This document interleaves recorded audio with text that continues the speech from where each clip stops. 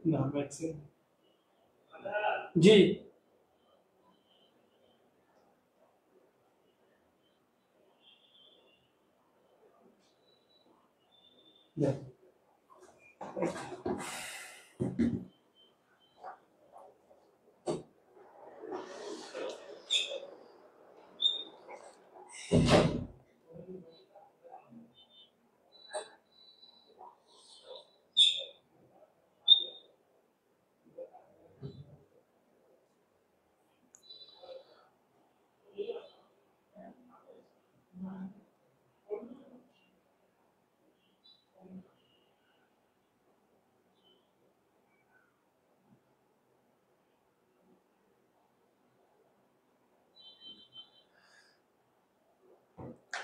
আসসালামু আলাইকুম প্রিয় শিক্ষার্থীবৃন্দ, তোমরা সবাই কেমন আছো?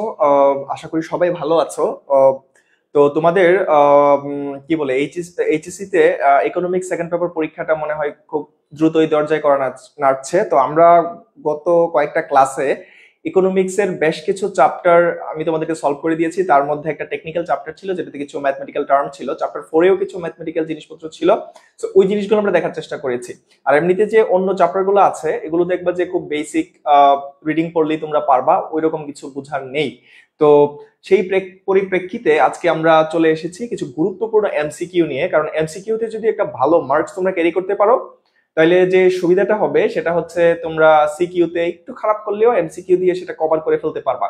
তো আর দেরি না করে চলো আমরা আজকে কি বলে এই তোমাদের অর্থনীতি দ্বিতীয় পত্রের গুরুত্বপূর্ণ কিছু এমসিকিউ আমরা সলভ করি, সেগুলো নিয়ে একটু আলোচনা করি। আর যেহেতু তোমাদের দ্বিতীয় পত্র পরীক্ষায় আগে হচ্ছে, সো আমরা এটা শুরু করতে পারি। কি বলো, আমরা ক্লাস শুরু করব কিনা? তোমরা সবাই একটু কমেন্ট করো, তাহলে আমরা আজকের ক্লাসটি শুরু করে দিব। সবাই একটু কমেন্ট করো আজকে আমরা ক্লাসটা এখনই শুরু করব কিনা। আর আরেকটা বিষয় সেটা হচ্ছে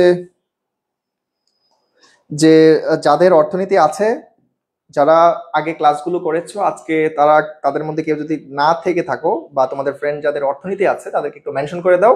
কারণ আজকে আমরা গুরুত্বপূর্ণ কিছু এমসিকিউ পড়বো ইনশাল্লাহ। এখান থেকে তোমরা 20-25টা এমসিকিউ ইনশাল্লাহ কমন পাবা। ঠিক আছে, আশা করি অনেকগুলো এমসিকিউ কমন পাবা। আচ্ছা,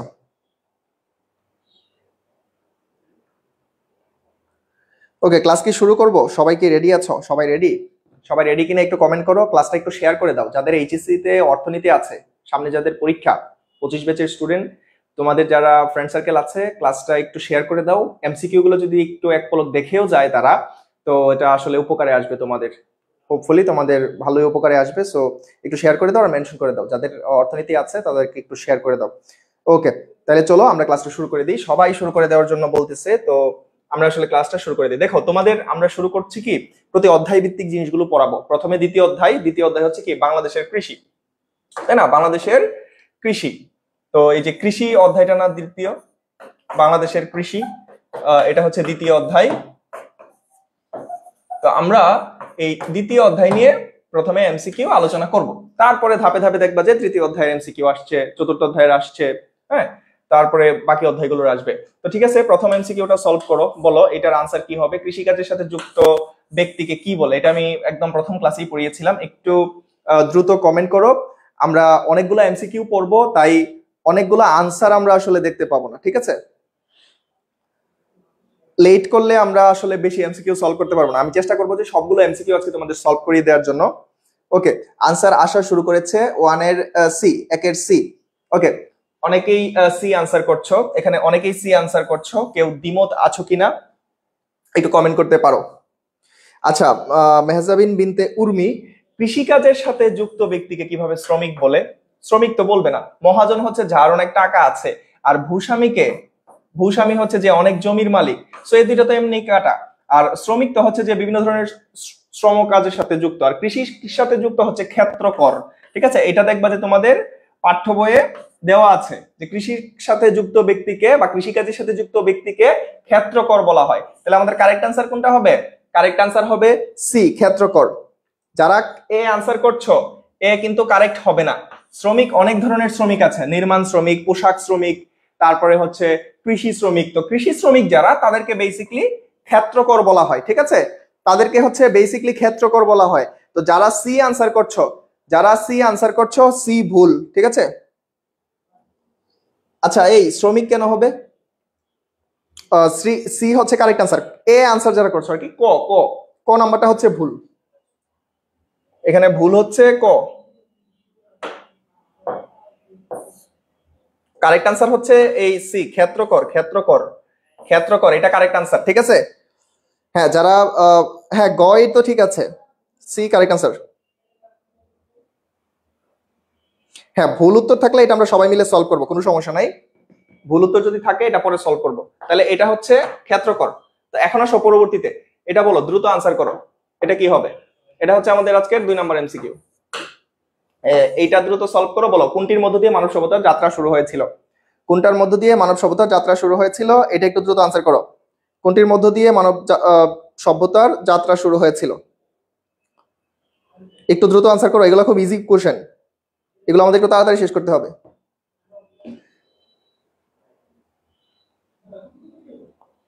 এটা আমাদের তাড়াতাড়ি শেষ করতে হবে।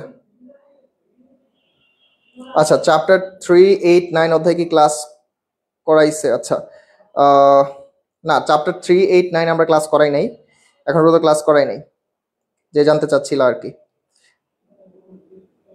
আচ্ছা অনেকে বি আনসার করতেছে।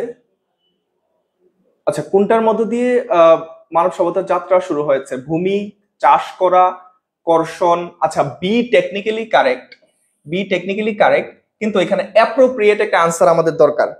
দেখি, আচ্ছা এই যারা ডি আনসার করছো, কৃষি, এটা আনসার হবে কৃষি। ঠিক আছে, চাষ করা না, মানে কৃষির মধ্য দিয়ে মেইনলি মানব সভ্যতার যাত্রা শুরু হয়েছিল। অনেকে সি আনসার করতেছো, অনেকে বি আনসার করতেছো, এটা কারেক্ট আনসার হবে কৃষি। ঠিক আছে, কৃষির মধ্য দিয়ে মানব সভ্যতার অগ্রগতি শুরু হয়েছিল। এটা চাষ করা বলবো না, এটাকে আমরা প্রপারলি বলবো কি, কৃষি। কৃষির মধ্য দিয়ে মানব সভ্যতার যাত্রা শুরু হয়েছিল। এখন আসো, এই কালচারাল শব্দের অর্থ কি বলো? এই কালচারাল শব্দের অর্থ কি? এগ্রিকালচার শব্দটি হচ্ছে এগার এবং কালচারা থেকে আসছে, তাই না? এই যে এগ্রিকালচার শব্দ, এটা 3 নাম্বারটার কারেক্ট আনসার কি হবে দেখো। তাহলে এই যে এগ্রি কালচার, এটা কি থেকে আসছে? এগার এবং কালচারা থেকে আসছে, তাই না? এই যে এগার প্লাস এই যে এখানে কালচারা দেওয়া আছে, দেখো। তো এই কালচারা শব্দের অর্থ কি, এটা একটু কমেন্ট করো। কালচারা অর্থ কি একটু, এটার আনসারটা বের করো। কালচারা অর্থ কি নিয়ে যান। কালচারা মানে কি, এটা একটু আনসার করো দেখি।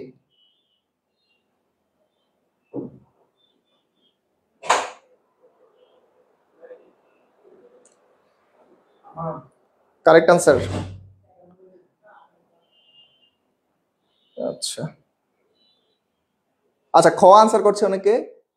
হ্যাঁ হ্যাঁ 3 খ। আচ্ছা এমডি শাকিল, তারপরে আচ্ছা শাহরিয়ার ইসলাম, তুমি 2 বার আনসার করেছো খ। আচ্ছা প্রমা আক্তার, এটা কর্ষণ না, কালচারা মানে কর্ষণ না, কালচারা মানে ভূমিও না, আর কালচারা মানে কৃষিও না, কালচারা মানে হচ্ছে চাষ করা।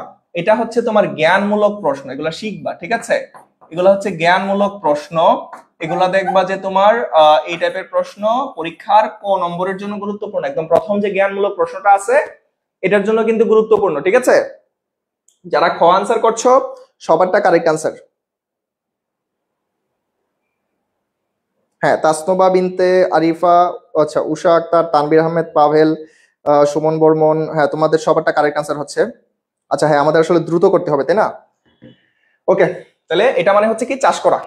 কালচারা মানে হচ্ছে চাষ করা। এখন এটা খুব ইজি একটা কোশ্চেন, এটা দ্রুত 3 সেকেন্ডে উত্তর দাও। এগ্রিকালচার কোন ভাষার শব্দ? এগ্রিকালচার কোন ভাষার শব্দ, একটু দ্রুত আনসার করো। কোন ভাষার শব্দ এগ্রিকালচার? একটু দ্রুত আনসার করো, এগ্রিকালচার কোন ভাষার শব্দ? 4 কি হবে, 4 কি হবে, একটু আনসার করো কুইক। এগ্রিকালচার, এটা একদম ইজি, এটা দ্রুত যাইতে হবে আমাকে। এগ্রিকালচার কোন ভাষার শব্দ? ও আচ্ছা, একটু আনসার দেখে সময় নষ্ট করবো না। ওকে, তাহলে আমি একটু কারেক্ট আনসারে যেতে চাচ্ছি। বলো এগ্রিকালচার কোন ভাষার শব্দ? আচ্ছা একটু আমি অপেক্ষা করবো। হ্যাঁ, এগ্রিকালচার হচ্ছে তোমার ইংরেজি ভাষার শব্দ। তাহলে এগ্রিকালচার কি? এগ্রিকালচার শব্দটা ইংরেজি, ঠিক আছে? এগ্রিকালচার শব্দটা হচ্ছে ইংরেজি ভাষার শব্দ। কোনটি পৃথিবীর প্রাচীন ও বৃহত্তম শিল্প? কোনটি পৃথিবীর প্রাচীন এবং বৃহত্তম শিল্প? এটা হচ্ছে আমার 5 নাম্বার কোশ্চেন। এটা কি হবে বলো, এটা কি হবে? এটা হচ্ছে 5 নাম্বার। কোনটা পৃথিবীর বৃহত্তম প্রাচীন শিল্প? 5 আনসার করো একটু, আমি 2-3 সেকেন্ড তোমাদের সময় দিচ্ছি। 5 আনসার করো। এটা একদম সিম্পল জিনিস। আচ্ছা হ্যাঁ, যেগুলো সহজ আছে এগুলো আমরা তাড়াতাড়ি চলে যাব। এটা অবশ্যই কৃষি হবে। কৃষি হচ্ছে বাংলাদেশের প্রাচীনতম এবং বৃহত্তম শিল্প। তারপরে আসো, কৃষির প্রথম আবাদ শুরু হয় কোন দেশে? এটা একটু ট্রাই করো। 6 নাম্বার একটু ট্রাই করো। কৃষির প্রথম, একদম প্রথম আবাদ শুরু হয় কোন দেশে? কোন দেশে কৃষির প্রথম আবাদ শুরু হয়? কোন দেশে কৃষির প্রথম আবাদ শুরু হয় কোন দেশে? 6 এর আনসার কি হবে বলো? 6 এর আনসার কোনটা হবে বলো?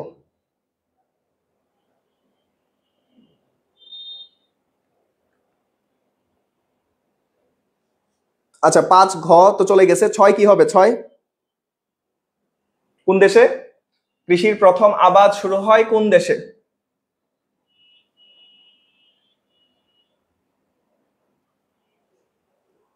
সবাই এখনো 4 নিয়ে পড়ে আছো। এখন আমি আছি 6 নাম্বারে। যে এটা কি হবে? এটা কি প্রাচীন গ্রিসে নাকি আফ্রিকায় নাকি মিশরে নাকি প্যালেস্টাইনে? কারেক্ট আনসার কোনটা বলো তো? আচ্ছা 6 খ মিশরে। আচ্ছা আরেকজন আনসার করতেছে 6 ক। একটু দ্রুত চেষ্টা করো। কৃষির প্রথম আবাদ পৃথিবীর কোথায় শুরু হয় সর্বপ্রথম?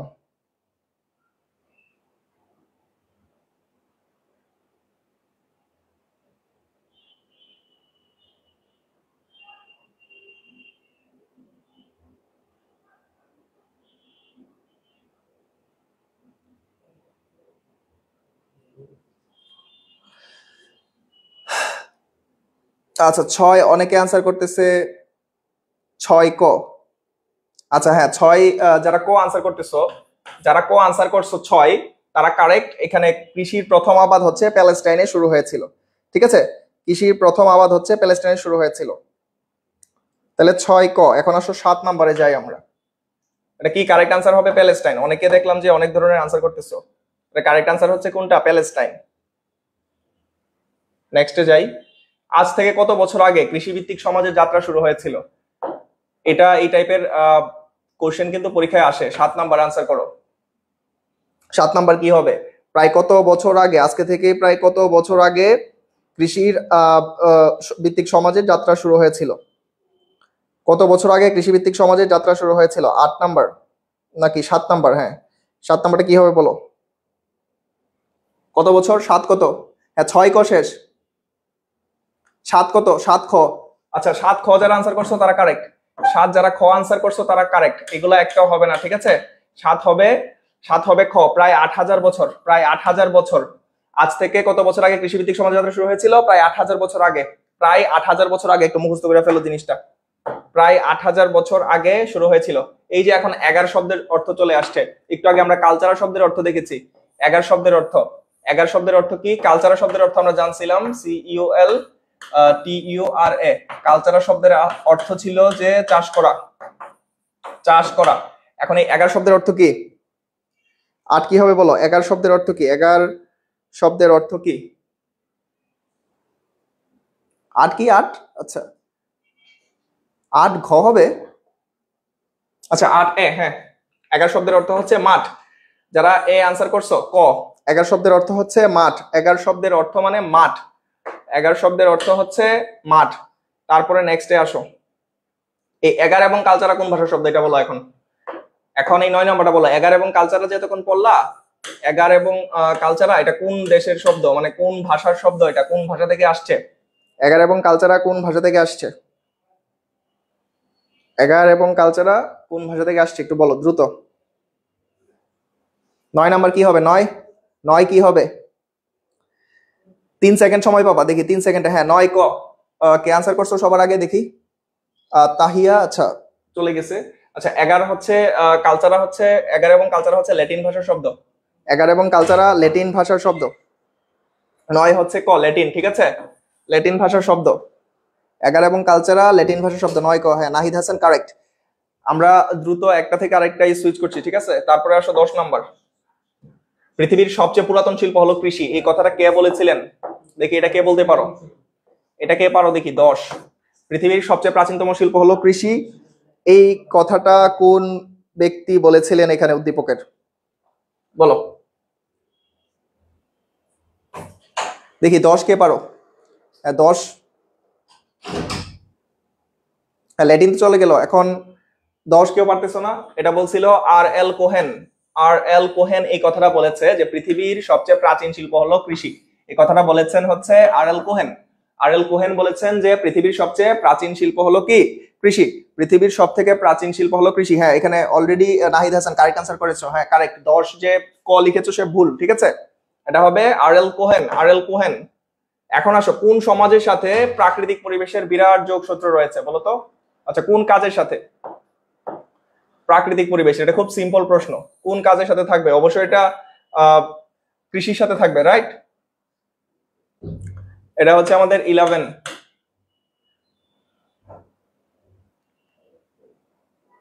ওকে, তাহলে এটা কৃষির সাথে থাকবে, এটা খুব সিম্পল কোশ্চেন। তারপরে আমরা যাই, ওকে এটাতে একটু প্রবলেম আছে, এরপরে এটা পারবা। বহুপদী সমাপ্তি সূচক প্রশ্ন ও উত্তর। আমাদের প্রশ্নটা হচ্ছে এখানে 12 নাম্বার, খেয়াল করো। এই যে এখানে প্রশ্নটা হচ্ছে যে আধুনিক কৃষির সাথে যুক্ত বিষয়গুলো কোনগুলা? এখানে আধুনিক কৃষির সাথে যুক্ত বিষয় কোনগুলা? 12 নম্বরটা একটু কারেক্ট দ্রুত আনসার করো। আধুনিক কৃষির সাথে যুক্ত বিষয় কোনগুলা? আধুনিক কৃষির সাথে যুক্ত বিষয় কোনগুলা? কোনটা হবে? 12 কি হবে?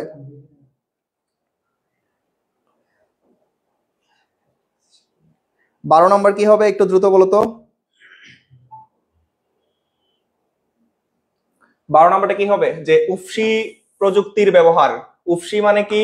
উফশী মানে আমি গত ক্লাসে বলেছিলাম যে উচ্চ ফলনশীল, ঠিক আছে, উচ্চ ফলনশীল। উফশী মানে হচ্ছে উচ্চ ফলনশীল।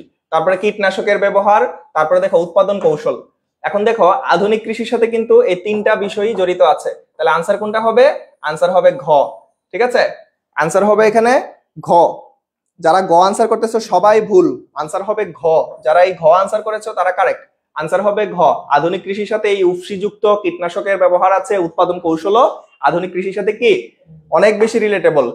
তারপরে আসো আমরা 13তে যাই। কৃষির মূল লক্ষ্য কি বলো? এই বহুপদী সমাপ্তিসূচক প্রশ্নগুলো তোমরা অনেক সময় ভুল করো। এখন 13 বলো যে কৃষির মূল লক্ষ্য কোনটা? দেখি তোমরা নিজের একটু ট্রাই করো। কৃষির মূল লক্ষ্য কোনটা? এটা 14 নম্বর প্রশ্ন। কৃষির মূল লক্ষ্য কোনটা এটা বলো। শিল্পের প্রয়োজনীয় কাঁচামাল সরবরাহ করা, নাকি শস্য উদ্ভিদ উৎপাদন করা, নাকি খাদ্য উৎপাদন করা? এটা কোনটা হবে? 14 দেখি 14 কি হবে? 14 দেখো তিনটাই হবে, এখানে তিনটাই হবে। কৃষি দেখো শিল্পের কাঁচামাল সরবরাহ করতেছে, কৃষি শস্য উদ্ভিদ উৎপাদন করতেছে, কৃষি খাদ্য উৎপাদনও কিন্তু করতেছে, তাহলে এটা হবে কি ঘ। এটা ঘোড়ার ঘ আনসার হবে, ঠিক আছে, এটা সবগুলো হবে। তাহলে কৃষির মূল লক্ষ্য হচ্ছে শিল্পের কাঁচামাল যোগান দেয়, শস্য উদ্ভিদ উৎপাদন হচ্ছে কৃষির মাধ্যমে, এবং একই সাথে কৃষি কিন্তু অবশ্যই খাদ্য উৎপাদন করতেছে আমাদের। এখন দেখো প্রাচীনকালে কৃষির উৎপাদন শুরু হয়েছিল এমন দেশগুলো ঘুরে দেখতে চাই, তাহলে তাকে ভ্রমণ করতে হবে। কোন কোন দেশ ভ্রমণ করতে হবে বলো? এই যে বাণী, সে হচ্ছে প্রাচীন কালে কৃষির উদ্ভব হয়েছিল এই সকল দেশগুলো সে ঘুরতে চায়, তাহলে তাকে কোন কোন দেশে ঘুরতে হবে? এই 15 নাম্বার কোশ্চেনের আনসারটা কি হবে বলো তো দেখি। আচ্ছা 15 নাম্বার আনসারটা কি হবে?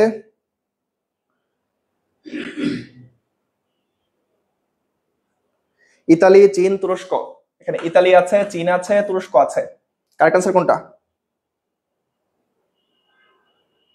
আমাদের হাতে বেশি সময় নাই, সবগুলা করতে হবে। এই 15 কারেক্ট আনসার কি? 15 ক? ভুল ভুল, নাহিদ ইসলাম 15 ক না। হ্যাঁ 15 হচ্ছে দেখো তিনটাই হবে, ইতালীয় হবে, চীনা হবে, তুরস্ক হবে। তাহলে 15 নাম্বার কারেক্ট আনসার হচ্ছে ঘ, তিনটা, ইতালি, চীন, তুরস্ক সবগুলাই। ঠিক আছে, এই প্রাচীন কালে দেখো ইতালি, চীন, তুরস্ক সবগুলা দেশেই কিন্তু কি কৃষির যাত্রা শুরু হয়েছিল। আচ্ছা তারপরে দেখো যে উদ্ভিজ্জ পণ্য বলতে কোনগুলা বোঝায়? উদ্ভিজ্জ কোনগুলা? উদ্ভিদ জাতীয় যে শস্য, হ্যাঁ এই উদ্ভিজ্জ পণ্য কোনগুলা হবে? এটা হচ্ছে 16 নাম্বার। তাহলে আমার 16 নাম্বারের আনসার কি হবে? 16 নাম্বারের আনসারও দেখো উদ্ভিদ মানে কি? মাঠ ফসল অবশ্যই এক ধরনের উদ্ভিদ, উদ্যান ফসলও তো উদ্ভিদ, বনজ সম্পদও কি উদ্ভিদ। তাহলে এটার আনসার হবে ঘ। ওকে, উদ্ভিজ্জ পণ্য কিন্তু এই সবগুলাই, মাঠ ফসল, উদ্যান ফসল এবং বনজ সম্পদ। ওকে, তাহলে 16 ঘ গেল। তারপরে আসো পরবর্তী প্রশ্ন। এখানে একটা দেখো অনুচ্ছেদ দেওয়া আছে, সেটা থেকে আনসার খুঁজে বের করবা। এখানে কি বলছে যে 17 নাম্বার, যে ভূপৃষ্ঠে স্থায়ীভাবে বসবাস করে মানুষ উদ্ভিদ ও প্রাণী জগতের স্বাভাবিক জন্ম ও বৃদ্ধির প্রক্রিয়ার সুযোগ নিয়ে নিজের চাহিদা মেটানোর জন্য উদ্ভিদ ও প্রাণীজ দ্রব্য উৎপাদন করে। মানুষের উল্লেখিত কর্মকাণ্ডকে কি বলে বলতো? এটা একদম সিম্পলি বোঝা যাচ্ছে, অবশ্যই কৃষি বলে, সে তো কৃষি কাজ করে, তাই না? এটা কি হবে? কৃষি। খুবই সিম্পল একটা কোশ্চেনের উত্তর, এটা খুব ইজিতেই তোমরা পারবা। এরপরে আসো যে মানুষের উক্ত কর্মকাণ্ডে নিয়ামক হিসেবে কি কাজ করে? নিয়ামক মানে কি? মানে কৃষি কাজে হেল্প করে, কৃষি কাজকে সাহায্য করে। এই নিয়ামক মানে এখানে সাহায্য করা। কৃষি কাজের জন্য প্রয়োজন, হ্যাঁ কোনগুলো প্রয়োজন? জলবায়ু প্রয়োজন, ভূপ্রকৃতি প্রয়োজন, মূলধন প্রয়োজন। বলো এটা কি কি জিনিস প্রয়োজন? 18 নাম্বার আনসারটা কি হবে? এখানে কি কি জিনিস প্রয়োজন? 17 তো বুঝলাম, 17 গেল, 17 আনসার শেষ। 18 কি হবে? 18 কেউ পারতেছো না? আচ্ছা 18 এই সবগুলো হবে। অবশ্যই জলবায়ু লাগবে, জলবায়ু ছাড়া তো কৃষি হবে না। ভূপ্রকৃতির প্রয়োজন আছে, এবং টাকা না থাকলে তো তুমি ফসলের বীজ কিনতে পারবে না, মূলধনও লাগবে। তাহলে 18 কি হবে? সবগুলো আনসার হবে। ঠিক আছে, 18 হবে কি? ঘ। হ্যাঁ 18 ঘ হবে, 18 ঘ। নাহিদ আনসার কারেক্টলি করেছো। আচ্ছা 18 ঘ হবে। তারপরে আসো পরবর্তী 19, কৃষি কোন ধরনের উৎপাদন প্রক্রিয়া? এটা বলো, কৃষি কোন ধরনের উৎপাদন প্রক্রিয়া? 19 নাম্বার কি হবে? কৃষি কোন ধরনের উৎপাদন প্রক্রিয়া? জৈবিক ও প্রাথমিক, সামাজিক, মাধ্যমিক, চূড়ান্ত। চূড়ান্ত বলতে কিছু নাই, মাধ্যমিকও নাই, সামাজিক তো উৎপাদন প্রক্রিয়া হবে না। জৈবিক, কারণ কৃষির সাথে জীবের সম্পর্কিত আছে এবং এটা এক ধরনের প্রাথমিক উৎপাদন প্রক্রিয়া। তাহলে 19 এর আনসার হবে কি? ক। 19 এর আনসার ক হবে। হ্যাঁ 19 ক। হ্যাঁ যারা ক আনসার করতেছো সবাই কারেক্ট, 19 ক। ইয়েস। ওকে, এখন আসো 20 নাম্বার, যে বাংলাদেশের অর্থনীতির প্রধান খাত কোনটা? এটা আমরা চোখ বন্ধ করে কি বলতে পারি? বাংলাদেশের অর্থনীতির প্রধান খাত কি? কৃষি। এটা আসলে মানে যারা পড়াশোনা একদমই করো নাই তারাও এটা আনসার করতে পারবা, তাই না? বাংলাদেশের অর্থনীতির প্রধান খাত অবশ্যই কৃষি। হ্যাঁ কৃষির অবদান সব থেকে বেশি অর্থনীতিতে, আমরা এটা গত ক্লাসগুলোতে আলোচনা করেছিলাম। ওকে, তাহলে বাংলাদেশের অর্থনীতির প্রধান খাত হচ্ছে আমাদের কৃষি। এখন আসো, দেশের শ্রমশক্তির কত ভাগ কৃষি কাজে নিয়োজিত? এটা দেখি কি আনসার করতে পারো। দেশের শ্রমশক্তির কত ভাগ কৃষি কাজে নিয়োজিত? 21 নাম্বার কোশ্চেনের উত্তর দেখি। 21 নাম্বারটা কি হবে? আচ্ছা 21, 3 সেকেন্ড পার হয়ে গেছে, কেউ বলতে পারো নাই। 21 হচ্ছে দেখো 45.50 ভাগ। আমি আনসার দিয়ে দিলাম। এটা ভালো করে পড়বা, এটা ইম্পর্টেন্ট আছে। ঠিক আছে, এই কোশ্চেনটা ইম্পর্টেন্ট আছে পরীক্ষার জন্য। হ্যাঁ, তাহলে বাংলাদেশের শ্রমশক্তির 45.50 ভাগ কৃষির সাথে কিন্তু যুক্ত। ওই আর কি 45.50, মানে এই 45 যেখানে থাকবে 45.50 এটা আনসার করবা।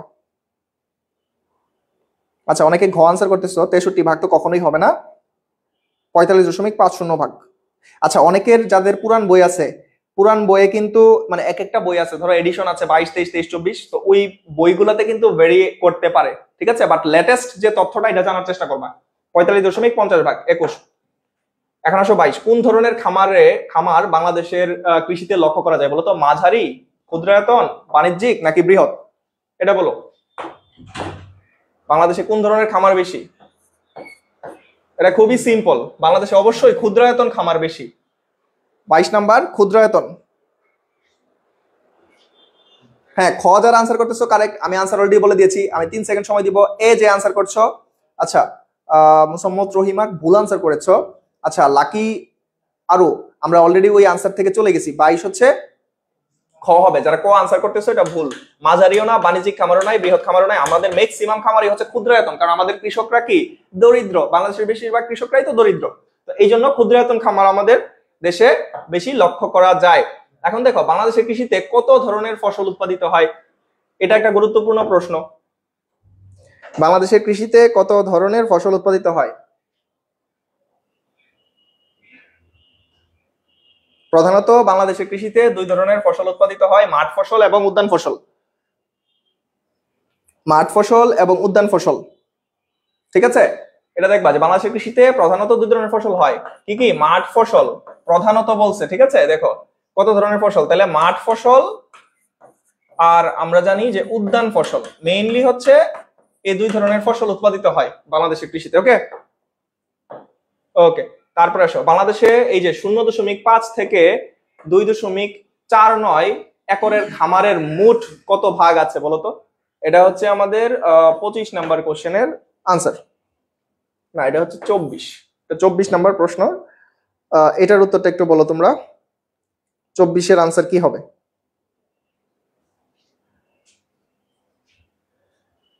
শূন্য 0.5 থেকে 2.49 এটা হচ্ছে তোমার ক্ষুদ্রায়তন খামারের একটা সংখ্যাগত বিষয়। আচ্ছা 90%, হ্যাঁ যারা প্রায় 90% আনসার করছো সবাই কারেক্ট। সংখ্যাগত রিপ্রেজেন্টেশন বা উপস্থাপন এই ক্ষুদ্রায়তন খামার 0.5 থেকে 2.49 এগুলোর আমরা ক্ষুদ্রায়তন খামার বলি। এবং বাংলাদেশে প্রায় 90% খামারই এরকম ক্ষুদ্রায়তন প্রকৃতির, ঠিক আছে? একদম ক্ষুদ্র, কারণ আমাদের দেশে কৃষকরা দরিদ্র, তাদের অতিরিক্ত জমি নাই এবং আমাদের জায়গাও কম, কৃষি জমির পরিমাণও কম।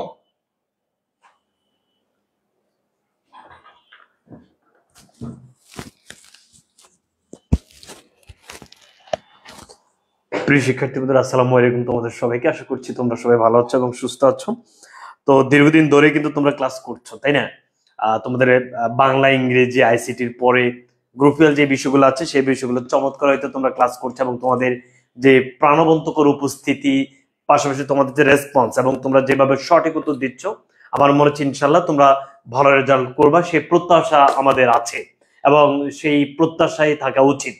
তো তোমাদের অর্থনীতি দ্বিতীয় পত্র, এটি প্রথম পত্র যেহেতু পিছিয়েছে কোনো সমস্যা নেই, প্রথম পত্রের একদম চমৎকার হইতে আমরা ইনশাল্লাহ মেগা ক্লাসের মাধ্যমে শেষ করে দিব।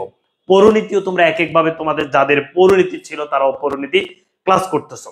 তো যে বিষয়টি তোমাদের সাথে ভাই শেয়ার করতে চাচ্ছি সেটি হচ্ছে, তোমরা যারা টার্গেট ডিউ চ্যালেঞ্জ কোর্স এখন এনরোল করোনি, অনেক তোমরা শিক্ষার্থী আমাদেরকে নক দিয়েছো, আলহামদুলিল্লাহ। তো তোমাদের সাথে একটা বিষয় শেয়ার করতে চাচ্ছি, সেটি হচ্ছে 5ই আগস্ট পর্যন্ত আমরা তোমাদের এই যে অফার, আমাদের ভর্তির সুযোগ সেটি নিচ্ছি এবং আমাদের টোটাল 1000 শিক্ষার্থীতে এই যে আমাদের যে শীট গুলো আছে এবং আমাদের পক্ষ থেকে যে গিফট গুলো আছে, আবার বলছি শীট গুলো এবং গিফট গুলো আমরা 1000 শিক্ষার্থীকে দিতে পারবো, প্রথম 1000 শিক্ষার্থীকে, তারপর আমরা আসলে আর আপাতত দিতে পারবো না। তো প্রিয় শিক্ষার্থী বন্ধুরা, তোমরা এখনো যারা আমাদের টার্গেট ডিইউ চ্যালেঞ্জ স্কোয়াড কোর্সটা এখন এনরোল করিনি, আমি আশা করবো ইনশাল্লাহ অর্থনীতি পৌরনীতি পরীক্ষা দিয়েছি প্রত্যেকে কোর্সটা এনরোল করে নিবা। ওকে, তোমরা আমাদের ব্যাপারে জেনেছো, দেখেছো আমাদেরকে এবং আমাদের টিচার প্যানেল দেখেছো, কার্যক্রম দেখেছো।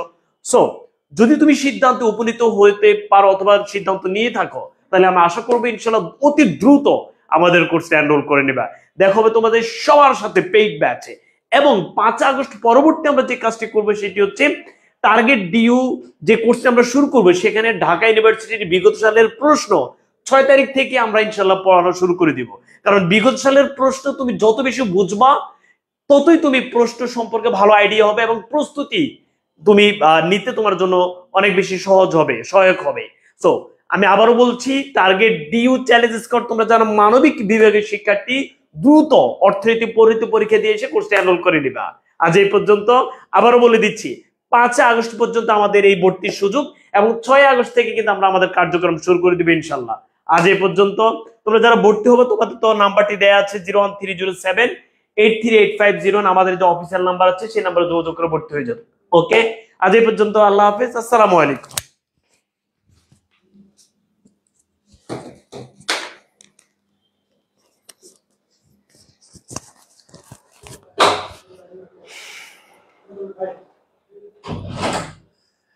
ওকে, গালিব ভাই যেমনটি বলেছে, তোমরা এইচএসসি শেষ হওয়ার আগেই কোর্সে এনরোল করে ফেলো, যাদের আসলে ইউনিভার্সিটিতে পড়াশোনা করার ইচ্ছা আছে আর কি, স্পেশালি ঢাকা ইউনিভার্সিটিতে। তো ঢাকা ইউনিভার্সিটি স্পেশাল কোর্স আমাদের অলরেডি চলছে। যাই হোক, আমরা পড়াই চলে যাই। বলো, করিমের বাবা, এটা হচ্ছে কত নাম্বার কোশ্চেন আমি আগে একটু দেখি। হ্যাঁ, এটা আমাদের 25 নাম্বার কোশ্চেন। আমরা 25 নাম্বারে চলে আসছি যে করিমের বাবা জমিতে চাষ করতে এই গরু, কাঠের লাঙল, তারপরে জোয়াল ব্যবহার করে, মানে গরু দিয়ে হাল চাষ করে এক কথায়। তাহলে এটা কি বৈজ্ঞানিক পদ্ধতি, উচ্চ ফলনশীল পদ্ধতি, আধুনিক পদ্ধতি নাকি সনাতন পদ্ধতি? খুব সিম্পল, যেহেতু গরু ছাগল দিয়ে সে হাল চাষ করে এখনো, দ্যাট মিনস এটা সনাতন পদ্ধতির কৃষি সে চর্চা করছে, এটা সবাই পারবা। খুব সিম্পল একটা কোশ্চেন, এটার উত্তর আমি তোমাদের কারো কাছ থেকে নিতে চাচ্ছি না। এখন আসো এটা, যে কোন ধরনের কৃষক বর্গা চাষ করেন, এই 26 নম্বরের উত্তরটা তোমরা আমাকে দাও দেখি। যারা একটু পড়াশোনা করছো তারা বলতে পারবা, 26 নম্বরের উত্তরটা একটু দাও। 26 নম্বর প্রশ্নের উত্তর আমাকে একটু দাও দেখি।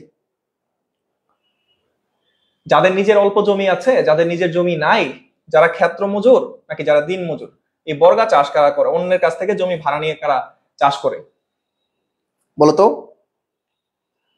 আচ্ছা, অনেকেই বলো এটা দেখি, বলো।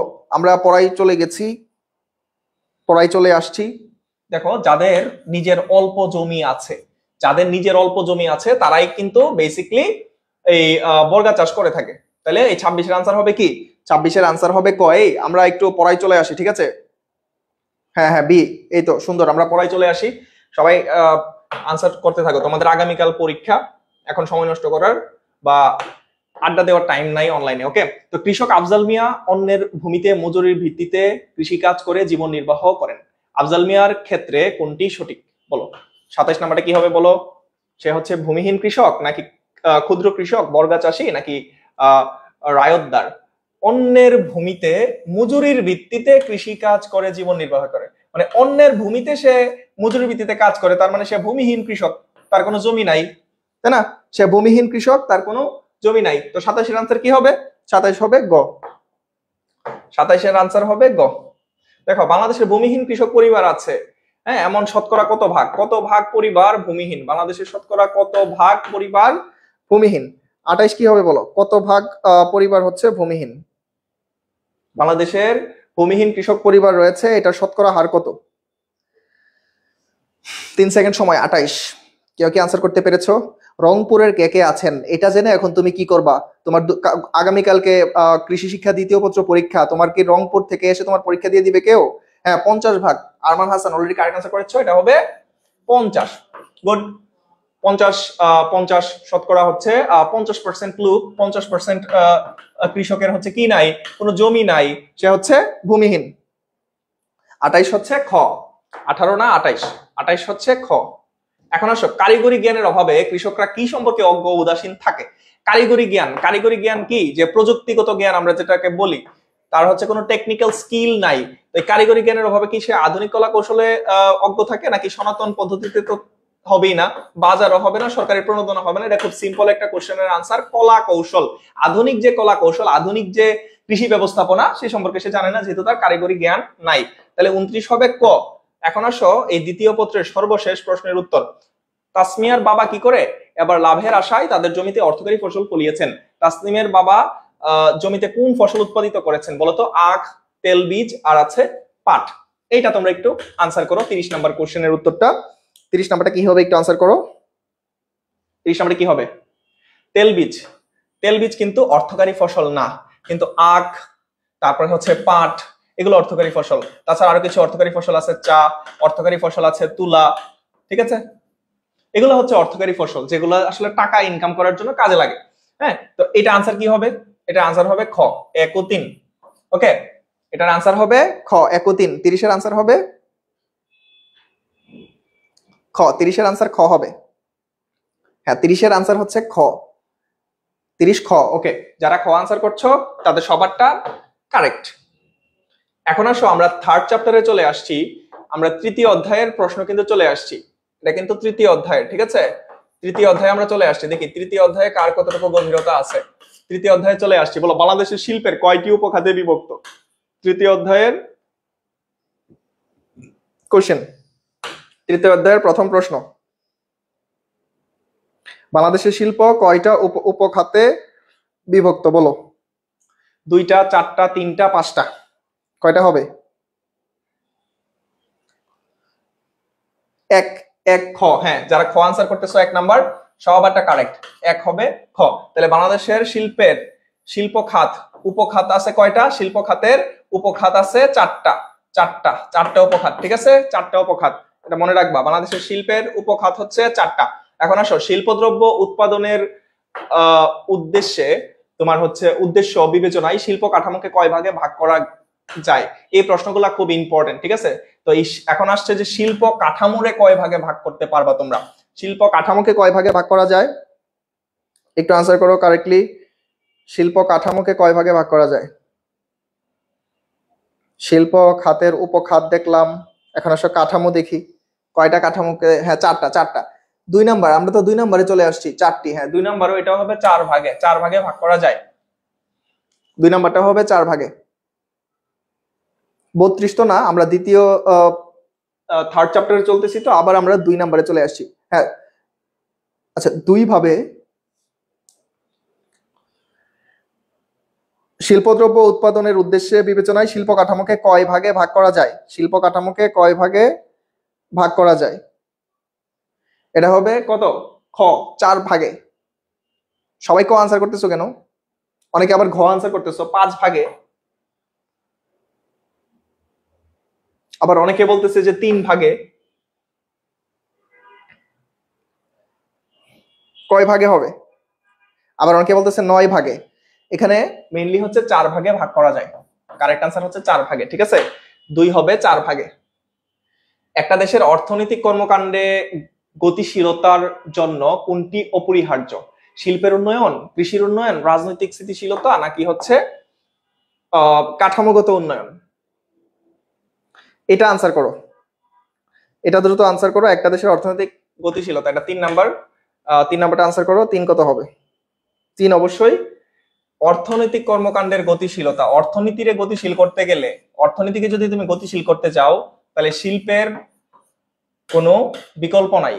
অর্থনীতিকে গতিশীল করলে শিল্পের কোনো, আচ্ছা বইয়ে কি 2 ভাগে দেওয়া আছে? আচ্ছা শোনো, অনেক বইয়ে অনেক ভাবে দেওয়া আছে। অনেক বইয়ে কিছু এডিশন পুরাতন এডিশন আছে, কিছু নতুন এডিশন আছে। তো এই কন্ট্রোভার্সিয়াল যে কোশ্চেন গুলো আছে, একদম লেটেস্ট যে তথ্য আছে যে বইটাতে, লেটেস্ট বইটা দেখবা, একদম লাস্ট এডিশন যেটা এইচএসসি পরীক্ষার জন্য, এটা দেখবা, ঠিক আছে? আর এই ধরনের কনফিউজিং প্রশ্নগুলো কম আসবে পরীক্ষায়, সমস্যা নেই। আর আসলেও পরীক্ষায় যদি সেম কোশ্চেন আসে, লেটেস্ট যে তথ্য, একদম রিসেন্ট যে বইটা আছে ওইটাতে যে তথ্য আছে সেটা একটু দেখে নিবা বন্ধুদের কাছ থেকে। এখন আসলে একটা দেশের অর্থনৈতিক কর্মকাণ্ডের গতিশীলতার জন্য কোনটা অপরিহার্য? এটাতে তো কনফিউশন থাকার কথা না। এটা হচ্ছে শিল্পের উন্নয়ন অপরিহার্য। ওকে, শিল্পের উন্নয়ন অপরিহার্য, এটা খুব সিম্পল জিনিস। শিল্প খাতে নিয়োজিত শ্রম শক্তির কত শতাংশ ক্ষুদ্র শিল্প ও কুটির শিল্পে নিয়োজিত রয়েছে? 4 নাম্বারটা কি হবে বলো? এখানে রিসেন্ট তথ্যগুলাই আমরা অ্যাড করছি, ঠিক আছে? এখানে আমরা রিসেন্ট তথ্যগুলা দেখতেছি। অনেকের বই অনেক রকম থাকতে পারে, বাট আমরা রিসেন্ট বইগুলা দেখবো, রিসেন্ট বই ফলো করব। কারণ অর্থনৈতিক যে স্ট্যাটিস্টিক্স থাকে, অর্থনৈতিক যে ডেটা থাকে, এটা কিন্তু প্রতি বছর চেঞ্জ হয়। ওকে, এখন 4 নাম্বারটা কি হবে বলো? কত পার্সেন্ট শ্রমিক তোমার ক্ষুদ্র শিল্প কুটির শিল্পে নিয়োজিত? আচ্ছা 4 ক 50% না, এটা 50% তো হবেই না।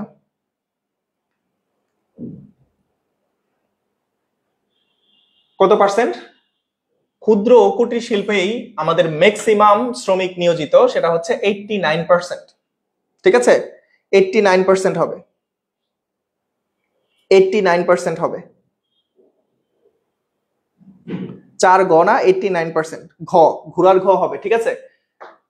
4 89%। এটা আমি থার্ড চ্যাপ্টারের প্রশ্ন সলভ করছি আমরা এখন। স্বাধীনতার পর 1972 সালে জিডিপিতে কৃষি ও শিল্প খাতের অবদান কত ছিল? আচ্ছা 1972 সালের যে তথ্যটা, এটা আসলে এই প্রেক্ষিতে ইম্পর্টেন্ট না, এটা আমি স্কিপ করি।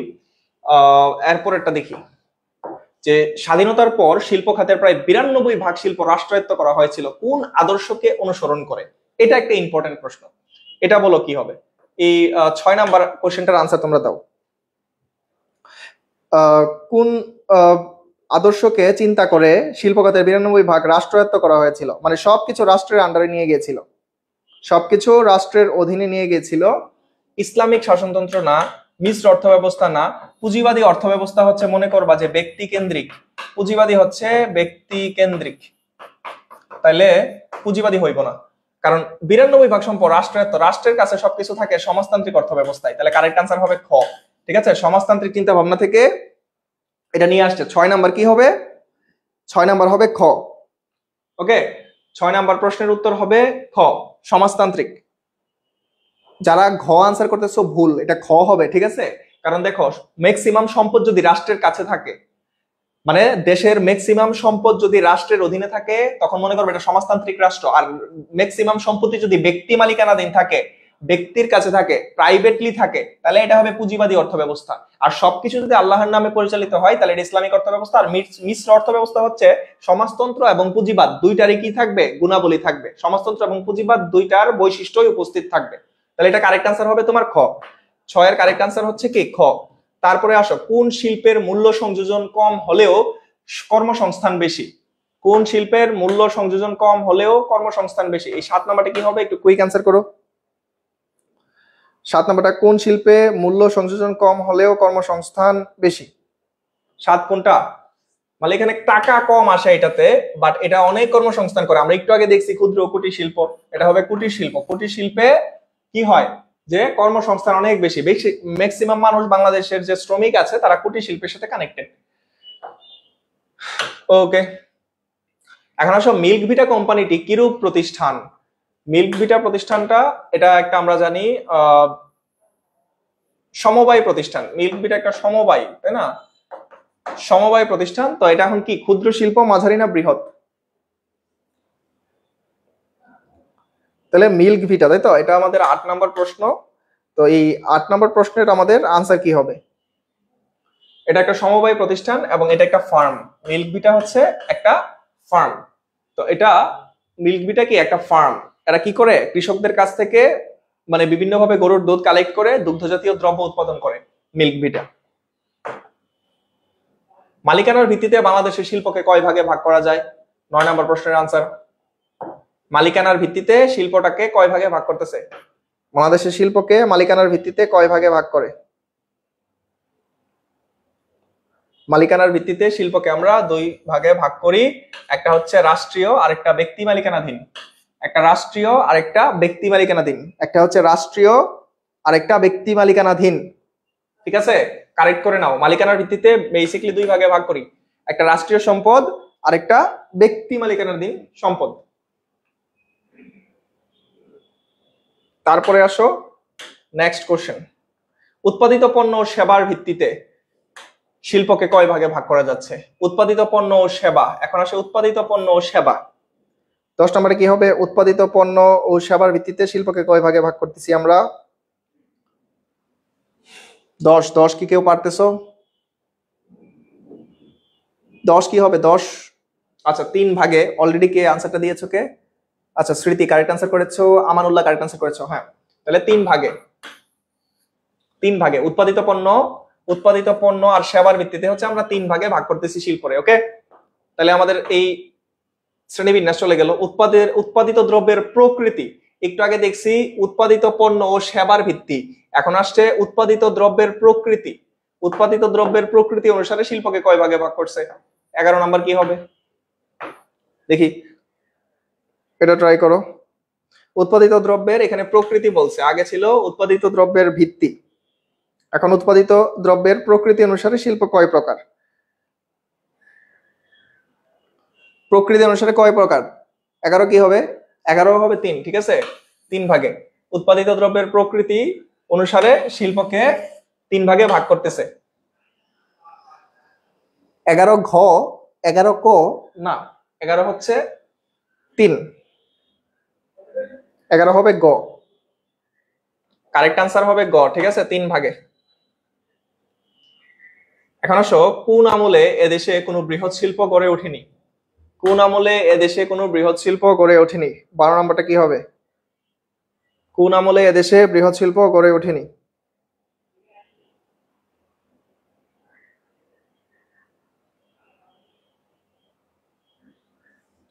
এটা হচ্ছে আমার 12 নাম্বার কোশ্চেনের আনসার। এটা মুসলিম আমল হবে না, পাকিস্তান না, নবাব আমল না, এটা মেইনলি হচ্ছে ব্রিটিশ আমলে। ওকে, ব্রিটিশ আমলে হচ্ছে বৃহৎ শিল্প গড়ে ওঠেনি। হ্যাঁ, খ এমডি ইমন কারেক্ট আনসার হয়েছে। 12 গ। হ্যাঁ, এই গ কে আনসার করছো? পাকিস্তান আমল না, ব্রিটিশ আমলে, ঠিক আছে, ব্রিটিশ আমলে। পাকিস্তান না, ব্রিটিশ আমলে হচ্ছে কোনো বৃহৎ শিল্প গড়ে ওঠেনি। এর পরবর্তীতে আমরা যাই, বাংলাদেশ সরকার কোন শিল্পনীতি ঘোষণার মাধ্যমে শিল্প সমূহকে ব্যক্তি মালিকানায় ছেড়ে দিতে শুরু করে? খুব গুরুত্বপূর্ণ একটা কোশ্চেন। এটা হচ্ছে 13 নম্বর প্রশ্ন। এটাতে বলছে বাংলাদেশ সরকার কোন শিল্পনীতি ঘোষণার মাধ্যমে শিল্প সমূহকে ব্যক্তি মালিকানায় ছেড়ে দিছে? ব্যক্তি মালিকানায় ছেড়ে দিছে কোন শিল্পনীতি অনুসারে? কোন শিল্পনীতি অনুসারে ব্যক্তি মালিকানায় ছেড়ে দিছে বলো? ব্যক্তি মালিকানায় ছেড়ে দিছে 13 কি হবে? 13 হবে তোমার শিল্পনীতি 1986। শিল্পনীতি 1986, এটা একটু ভালো করে পড়ো, একটু ইম্পর্টেন্ট আছে এটা। হ্যাঁ, শিল্পগুলোকে ব্যক্তি মালিকানায় ছেড়ে দিছে কোন শিল্পনীতি অনুসারে? শিল্পনীতি 1996 অনুসারে, 86 অনুসারে, সরি, শিল্পনীতি 1986, শিল্পনীতি 1986। 13 তো চলে গেছে। আচ্ছা, 13 কি আনসার করতেছো সবাই? ঘ আনসার করছো কেন? 13 হচ্ছে খ, শিল্পনীতি 1986 অনুসারে ছিল সরকার। রূপকল্প 2021 অনুযায়ী 2021 সালের মধ্যে জাতীয় আয়ে শিল্প খাতের অবদান কত হবে? আচ্ছা, এটা এই মুহূর্তে আসলেও কোনটির গুরুত্ব অপরিসীম? এটা অবশ্যই শিল্পের গুরুত্ব, ঠিক আছে, এটা অবশ্যই শিল্পের গুরুত্ব। এটা খুব সিম্পল ইজি একটা প্রশ্ন, এটা সবাই এমনিতেও পারবা। পাট, বস্ত্র, চিনি, কাগজ সবই কোন পণ্যের শিল্প? পাট, বস্ত্র, চিনি, কাগজ। পাট, বস্ত্র, চিনি, কাগজ এটা রপ্তানিমুখী হবে নাকি ভোগ্য হবে নাকি আমদানি হবে? এগুলো অবশ্যই কৃষি শিল্প, এটা সিম্পলি বোঝা যাইতেছে। এই পাট কৃষি থেকে আসে না, কাপড় কৃষি থেকে আসে, চিনি আসে কৃষি থেকে, কাগজও আসে দেখবা যে কাঠ থেকে, তাহলে এটা অবশ্যই কৃষি শিল্পের অন্তর্গত, এটাও কৃষি শিল্পের অন্তর্গত। এই সিম্পল জিনিসগুলা নিয়ে আমি আসলে সময় নষ্ট করতে চাচ্ছি না। কোন শিল্পের শ্রম নির্ভর উৎপাদন কৌশল ব্যবহার করা হয়? এটা একটা টেকনিক্যাল কোশ্চেন, এটা তোমরা আনসার করো। কোন শিল্পে শ্রম নির্ভর উৎপাদন কৌশল ব্যবহার করা হয়? এটা আমাদের 17 নম্বর প্রশ্ন, এটার আনসারটা তোমরা করো দেখি।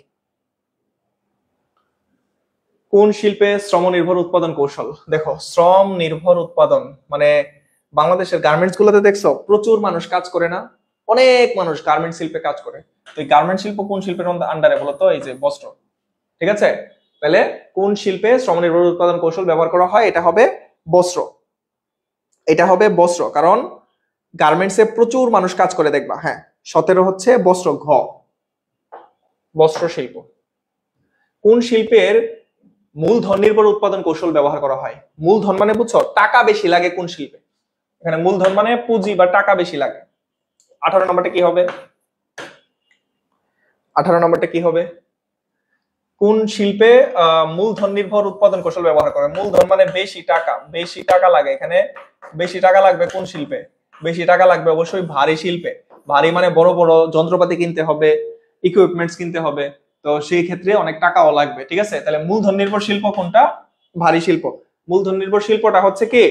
ভারী শিল্প। ওকে, এখন আসলে 1971 সালে স্বাধীনতার পর কোনটির অভাবে রাষ্ট্রায়ত্ত শিল্প থেকে কাঙ্ক্ষিত ফলাফল আসেনি? 19 নাম্বারটা কি হবে তাহলে আমাদের? 19 এর আনসার কি হবে? দেখো, দক্ষ ব্যবস্থাপনা ছিল না। যুদ্ধের পরে 1971 সালে আমরা যখন স্বাধীনতা অর্জন করেছি, আমাদের দক্ষ ব্যবস্থাপনা ছিল না। আমাদের কি ছিল না? দক্ষ ব্যবস্থাপনা ছিল না, কারণ দেশটা ভঙ্গুর হয়ে গেছিল যুদ্ধের পরে, যুদ্ধ বিধ্বস্ত দেশে যা থাকে আর কি, দক্ষ ব্যবস্থাপনা আমাদের তখন ছিল না। সো এটা দেখলা। এখন দেখো, দেশের শিল্পায়নের গতিকে বেগবান করতে কোনটি যুগোপযোগী শিল্পনীতি? এটা খুব ইম্পর্টেন্ট একটা প্রশ্ন, যে 20 নাম্বার, শিল্পায়নের গতিকে বেগবান করতে যুগোপযোগী শিল্পনীতি কোনটা? যুগোপযোগী শিল্পনীতি 2010। এই শিল্পনীতি 2010 হচ্ছে একটা যুগোপযোগী শিল্পনীতি। ওকে, মানে যুগের সাথে যায় এমন একটা শিল্পনীতি। ওকে, তাহলে এটা ইম্পর্টেন্ট একটা প্রশ্ন, এটা একটু ভালো করে দেখবা, যে দেশের শিল্পায়নের গতিকে বেগবান করতে একটা যুগোপযোগী শিল্পনীতি গ্রহণ করা হয়েছিল 2010 সালে, যেটা শিল্পনীতি 2010 নামে পরিচিত। তাহলে 20 নাম্বার হচ্ছে গ, শিল্পনীতি 2010। এখন আসো 21, যে শিল্প কারখানায় যন্ত্রপাতি তৈরি করা হয় তাকে কোন শিল্প বলে বলতো? যে শিল্প কারখানায় যন্ত্রপাতি তৈরি করা হয় তাকে কোন শিল্প বলে? 21 কি হবে? যে শিল্প কারখানায় যন্ত্রপাতি তৈরি করা হয়, যন্ত্রপাতি তৈরি হয় কোন শিল্পে? অবশ্যই ভারী শিল্পে যন্ত্র বানায়, ভারী শিল্পেই তো যন্ত্রপাতি তৈরি করে, রাইট?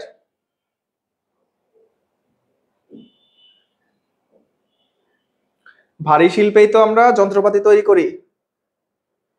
একটু শিখে নাও, যে কিছু পারো না কে যেন একটু আগে বললা, একটু শিখে নাও এখনো, ঠিক আছে? নির্মাণ শিল্প হচ্ছে তোমার রাস্তাঘাট নির্মাণ করে, ব্রিজ নির্মাণ করে, এইগুলা নির্মাণ শিল্প না। যন্ত্রপাতি তৈরি করে হচ্ছে ভারী শিল্পে। ওকে, এটা ভালো করে দেখো, যন্ত্রপাতি তৈরি করে ভারী শিল্পে, এটা মুখস্থ করো। যন্ত্রপাতি তৈরি হয় কোন শিল্পে? ভারী শিল্পে। এখন আসো, শ্বেতাবগঞ্জে একটি চিনি কল স্থাপন করা হবে, এর যন্ত্রপাতি কোন শিল্পে উৎপাদিত হবে? সেম কোশ্চেন, এর আগেরটা পারলে এটাও পাবা। এই যে চিনি কলের যন্ত্রপাতি কোন শিল্পে অন্তর্গত বলো? এই যন্ত্র মানে কোন শিল্প বলছিলাম? একটু দ্রুত আনসার করো তো এটা। এই 23 নাম্বারটা দেখি একটু আনসার করো। 22 নাম্বারটা বুঝলে 23 নাম্বারটা পারবা। 23 নাম্বারটা আনসার করো দেখি। আচ্ছা, নিজের মধ্যে কথা বলতেছো বললো, যারা ক্লাস করতেছো একটু শুনে নাও। এটা হচ্ছে ভারী শিল্প। ওকে, যন্ত্রপাতি উৎপাদিত করা হয় মেইনলি ভারী শিল্পে। আমরা কি করি? যন্ত্রপাতি তৈরি করি। ক্ষুদ্রায়তন শিল্পের মধ্যে সর্বাধিক কর্মসংস্থান আছে কোন শিল্প বলো তো এখানে? বাঁশ ও বেত, খাদ্য প্রক্রিয়াকরণ। এই 24 নম্বরের আনসারটা একটু করো। ক্ষুদ্রায়তন তো বুঝছো, ক্ষুদ্র শিল্প বা কুটির শিল্প আর কি। তো এই 24টা কি হবে? 24 এর আনসার কি হবে? ভালো করে পড়াশোনা। এই যে আরিফ হাসান, চমৎকার আরিফ। খাদ্য প্রক্রিয়াজাতকরণে। ওকে, ক্ষুদ্রায়তন শিল্পের মধ্যে সর্বাধিক কর্মসংস্থান রয়েছে খাদ্য প্রক্রিয়াজাতকরণে। ভালো করে পড়ো, খুব গুরুত্বপূর্ণ এমসিকিউ। হ্যাঁ, এখন অনেকে এই যে জয়নাল ইসলাম ইয়ে করেছো, মানে চেষ্টা করবা 3 থেকে 4 সেকেন্ডের মধ্যে উত্তর দিয়ে দিতে, তাহলে আমি হচ্ছে উত্তর পড়ে আনসার করতে পারবো। আচ্ছা, এই অনেকে নাহিদ হাসান, এটা ঘ না ভাই, এটা হচ্ছে খাদ্য প্রক্রিয়াজাতকরণ। হ্যাঁ, এটাতে সবচেয়ে বেশি মানুষ কাজ করে। ক্ষুদ্রায়তন শিল্পের মধ্যে খাদ্য প্রক্রিয়াজাতকরণে সবচেয়ে বেশি মানুষ কাজ করে। এই গেল 24। এখন আসো 2016-17 অর্থ বছর, আমার দরকার নাই, এত পুরান তথ্য আসবে না। কোন সালে দেশের বিভিন্ন অঞ্চলে রপ্তানি প্রক্রিয়াকরণ এলাকা স্থাপনের সিদ্ধান্ত নেওয়া হয়? এটা একটা ভালো প্রশ্ন, এটা খুবই ভালো একটা প্রশ্ন। কোন সালে দেশের বিভিন্ন অঞ্চলে রপ্তানি প্রক্রিয়াকরণ কেন্দ্র স্থাপনের সিদ্ধান্ত নেওয়া হয়? এই 26 নাম্বারটা খুব ভালো একটা প্রশ্ন, এটা পরীক্ষায় আসতে পারে। কত সালে প্রথম এই যে বিভিন্ন অঞ্চলে রপ্তানি প্রক্রিয়াকরণ এলাকা, এটাকে আমরা ইপিজেড বলি। ইপিজেড মানে হচ্ছে এক্সপোর্ট ইম্পোর্ট জোন। এই এক্সপোর্ট ইম্পোর্ট জোন সর্বপ্রথম কত সালে নির্মাণের সিদ্ধান্ত নেওয়া হয়? এই 26 কি হবে বলতো? 26 এক্সপোর্ট ইম্পোর্ট জোন। 26 কেউ পারবা? 26 এ না, 26 এ না, 1975 না, এটা হচ্ছে 1978 সালে। 26 নাম্বারটা হচ্ছে 1978 সালে। 26 হচ্ছে 1978 সাল।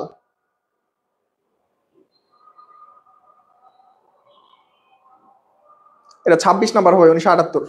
হ্যাঁ, 26 খ 1978 সাল হবে। ইপিজেড বা এক্সপোর্ট ইম্পোর্ট জোন, বা বাংলাতে এটাকে রপ্তানি প্রক্রিয়াকরণ এলাকা বলা হচ্ছে। এটা 1978 সালে প্রথম স্থাপনের সিদ্ধান্ত নেওয়া হয় এই এক্সপোর্ট ইম্পোর্ট জোন। কোন সাল নাগাদ বাংলাদেশ একটি শক্তিশালী শিল্প কাঠামো গড়ে উঠবে বলে পরিকল্পনা করা হয়েছে? বাংলাদেশ একটা শক্তিশালী শিল্প কাঠামো গড়ে উঠবে কত সাল নাগাদ? এই পরিকল্পনা কত সালে হয়েছিল এবং কত সাল নাগাদ হবে বলে মনে করা হয়েছিল? 27 নম্বরে কি হবে বলো? এটা ধারণা করা হয়েছিল যে শিল্প কাঠামো গড়ে উঠবে বলে মনে করা হয়েছিল 2021 সালে। এটা একটা পুরাতন প্রশ্ন, বাট রিসেন্ট বইয়ে বা রিসেন্টলি এটা আরো আপডেট হতে পারে। বাংলাদেশের শিল্প কাঠামো অত্যন্ত দুর্বল এবং অনুন্নত থাকার প্রধান কারণ কোনটা? এটা ইম্পর্টেন্ট। এই 28 নাম্বার প্রশ্নটা ইম্পর্টেন্ট।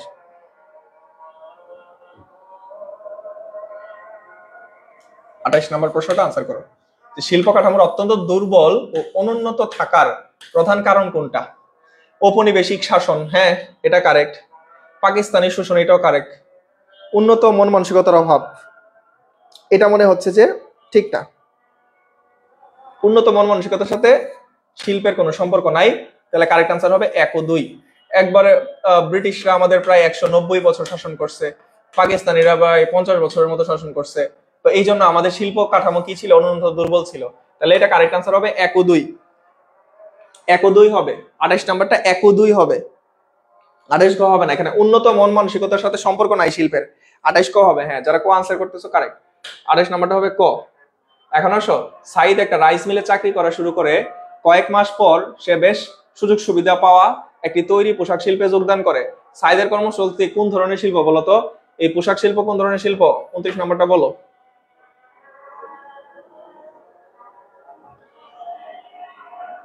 সে কি করে? একটা রাইস মিলে চাকরি শুরু করে, কয়েক মাস পর সে বেশি সুযোগ সুবিধা পাওয়ার জন্য একটা তৈরি পোশাক শিল্পে যোগদান করলো। তাহলে যে প্রথম কর্মসংস্থান, এই রাইস মিল কোন ধরনের শিল্প? রাইস মিল অবশ্যই ক্ষুদ্র শিল্প, ঠিক আছে? রাইস মিল হচ্ছে ক্ষুদ্র শিল্প। 29 গো আনসার করছো, কুটির শিল্প না, রাইস মিল হচ্ছে ক্ষুদ্র শিল্প, ঠিক আছে? কুটির অন্য জিনিস। এই কুটির শিল্প মানে হচ্ছে কোনটা জানো? ওই হাতে তৈরি জিনিসপত্র, হাতে তৈরি কিছু তৈরি করলে যেটা হাতে তৈরি করা হয়, এটা হচ্ছে কুটির শিল্পের অন্তর্গত, ঠিক আছে? আরেকজন বৃহৎ শিল্প বলতেছে, দেখো এখানে বলছে যে প্রথম কর্মসংস্থান, পরীক্ষায় প্রশ্ন ভালো করে পড়বা। এখানে কিন্তু বলছে যে প্রথম কর্মসংস্থান, দেখো প্রথমে সে কই রাইস মিলে চাকরি করতো, তারপরে না সে পোশাক শিল্পে যোগদান করছে। তাহলে পোশাক শিল্প হইলে তুমি মাঝারি শিল্প বা বৃহৎ শিল্প বলতে পারতা, কিন্তু যেহেতু রাইস মিল, এটা হচ্ছে ক্ষুদ্র শিল্প। ওকে, এগুলো একটু কনফিউশন ক্লিয়ার থাকবা তোমরা।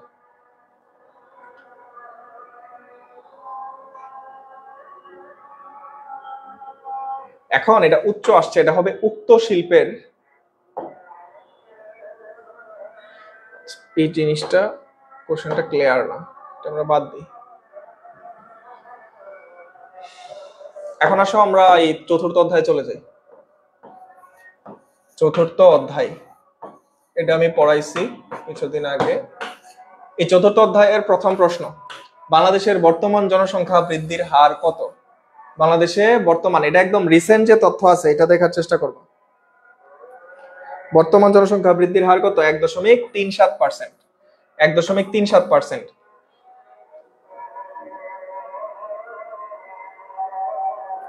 1.37%।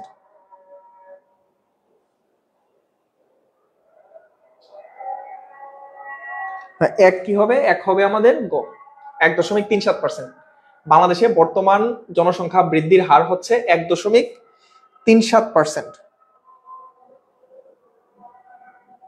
হ্যাঁ, তো এটা ভালো করে পড়বা। কত বছর পর পর আদমশুমারি হয়? বলো, কত বছর পর পর আদমশুমারি হয়? এটা সবাই পারার কথা, 10 বছর পর পর আদমশুমারি হয়। এটা আমরা সবাই জানি, তাই না? 10 বছর পর পর আদমশুমারি হয়, এটা একদম বেসিক প্রশ্ন। তারপর আসো, কোন ভৌগোলিক স্থানে বসবাসকারী লোক সংখ্যার সমষ্টিকে কি বলে?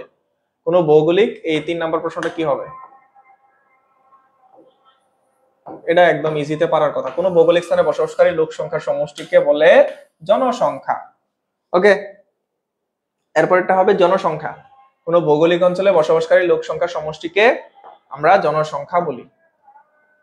কোনটির মাধ্যমে জনসংখ্যা পরিমাপ করা যায়? বলো, জনসংখ্যাকে পরিমাপ করা যায় কোনটার মাধ্যমে? এই 4 নম্বর প্রশ্নটা আনসার করো। অবশ্যই আদমশুমারির মাধ্যমে আমরা বাংলাদেশে জনসংখ্যা পরিমাপ করি, তাই না? বয়স কাঠামো বা মোট আয়তন, জন্মহার দিয়ে আমরা জনসংখ্যা মাপতে পারি না, বাট আদমশুমারির মাধ্যমে আমরা বেসিক্যালি কি করি? জনসংখ্যা পরিমাপ করি। 4 নাম্বার হবে ক। 4 এর আনসার হবে কত? ক। এখন আসো, বাংলাদেশের আয়তন 1,47,570, এটা তোমরা সবাই জানো, এটা আমরা স্কিপ করি। এখন এটা আমার দরকার যে আধুনিক পদ্ধতিতে কোন সালে প্রথম আদমশুমারি পরিচালিত হয়? আধুনিক পদ্ধতিতে কোন সালে আদমশুমারি হয়? এটা হচ্ছে আমাদের 6 নাম্বার প্রশ্ন। এটা 1665 সালে প্রথম শুরু হয়েছিল। হ্যাঁ, এটা একটু ভালো করে দেখবা যে আধুনিক পদ্ধতিতে কোন সালে প্রথম আদমশুমারি পরিচালিত হয়। প্রথম আদমশুমারি পরিচালিত হয় 1665 সালে, আধুনিক পদ্ধতিতে 1665। হ্যাঁ, 85, এটা কি 1685 সাল? 1665 সালে আধুনিক আদমশুমারি শুরু হয় ভাইয়া। 6। ওকে, এরপরে আসো 7। স্বাধীনতার পর বাংলাদেশের সর্বপ্রথম কোন সালে আদমশুমারি পরিচালিত হয়? স্বাধীনতার পরে বাংলাদেশে সর্বপ্রথম কত সালে আদমশুমারি পরিচালিত হয়? 7 আনসার করো তো। 7 নাম্বার কি হবে? স্বাধীনতার পর বলছে, ওকে। স্বাধীনতার পর বাংলাদেশে সর্বপ্রথম কখন, স্বাধীনতার পর কোন সালে প্রথম আদমশুমারি হয়েছে দেশে?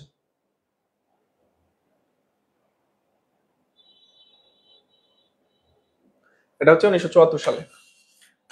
কারেক্ট আনসার হবে 1974। হ্যাঁ 1974 যারা আনসার করতেছো সবাই কারেক্ট, অনেকেই 1974 আনসার করছো, তোমাদেরকে সবাইকে ধন্যবাদ। ভূমি ও জনসংখ্যার অনুপাতকে কি বলে? ভূমি আর জনসংখ্যার অনুপাতকে কি বলে? এটা কত নাম্বার প্রশ্ন? এটা 8 নাম্বার প্রশ্ন। তাহলে ভূমি এবং জনসংখ্যার অনুপাতকে আমরা কি বলি? ভূমি এবং জনসংখ্যার অনুপাতকে আমরা জনসংখ্যার ঘনত্ব বলি, তাই না? এই যে ডেনসিটি অফ পপুলেশন আমরা বের করেছিলাম না, টোটাল পপুলেশন বাই এরিয়া, মোট জনসংখ্যাকে তোমার মোট যে ভূমি এটা দিয়ে ভাগ করলে আমরা জনসংখ্যার ঘনত্ব পাই, ওকে। এটা ঘ। এখন আসো 9 নাম্বার। কোনটি দ্বারা ভূমির উপর জনসংখ্যার চাপের তীব্রতা প্রকাশ করা হয়?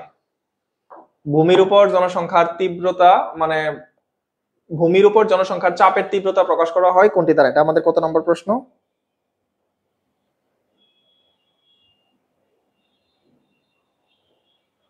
হুম, 9 নম্বর প্রশ্ন।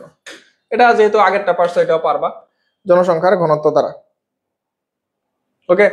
এটা আনসার হচ্ছে জনসংখ্যার ঘনত্ব দ্বারা। তার পরবর্তী প্রশ্নে আমরা চলে যাই। এখানে বলছে জনসংখ্যার ঘনত্ব বলতে কি বোঝায়? প্রতি বর্গ কিলোমিটারে কতজন লোক বাস করে? খুব সিম্পল, বুঝাই যাচ্ছে। জনসংখ্যার ঘনত্ব বলতে বোঝায় প্রতি বর্গ কিলোমিটারে কত লোক বাস করে। ক্লিয়ার? 10 নম্বরটা এটা দেখে চোখ বন্ধ করে এটা লাগাই ফেলো। জনসংখ্যার ঘনত্ব হচ্ছে প্রতি বর্গ কিলোমিটারে কত লোক বাস করে। এই গেল আমার 10। এখন আসো 11।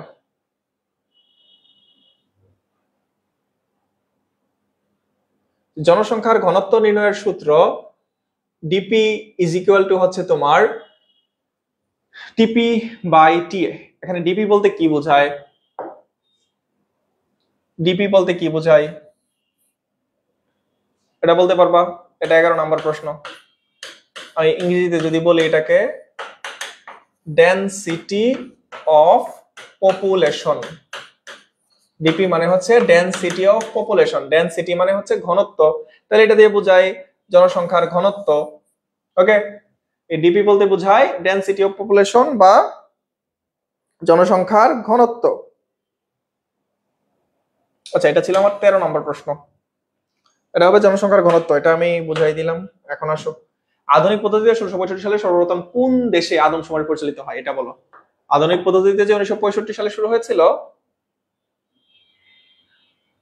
এটা 15।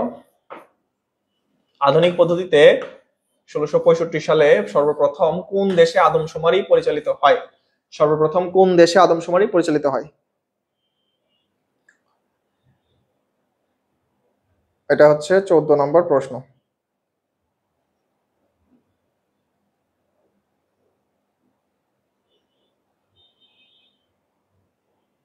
14 হচ্ছে কোন দেশ বলো? 14 কি হবে? 14 নম্বর আনসারটা কি হবে? আধুনিক পদ্ধতিতে 1665 সালে সর্বপ্রথম কোন দেশে, এটা 15 লিখছে, এটা হবে 14। আধুনিক পদ্ধতিতে 1665 সালে সর্বপ্রথম কোন দেশে আদমশুমারি পরিচালিত হয়?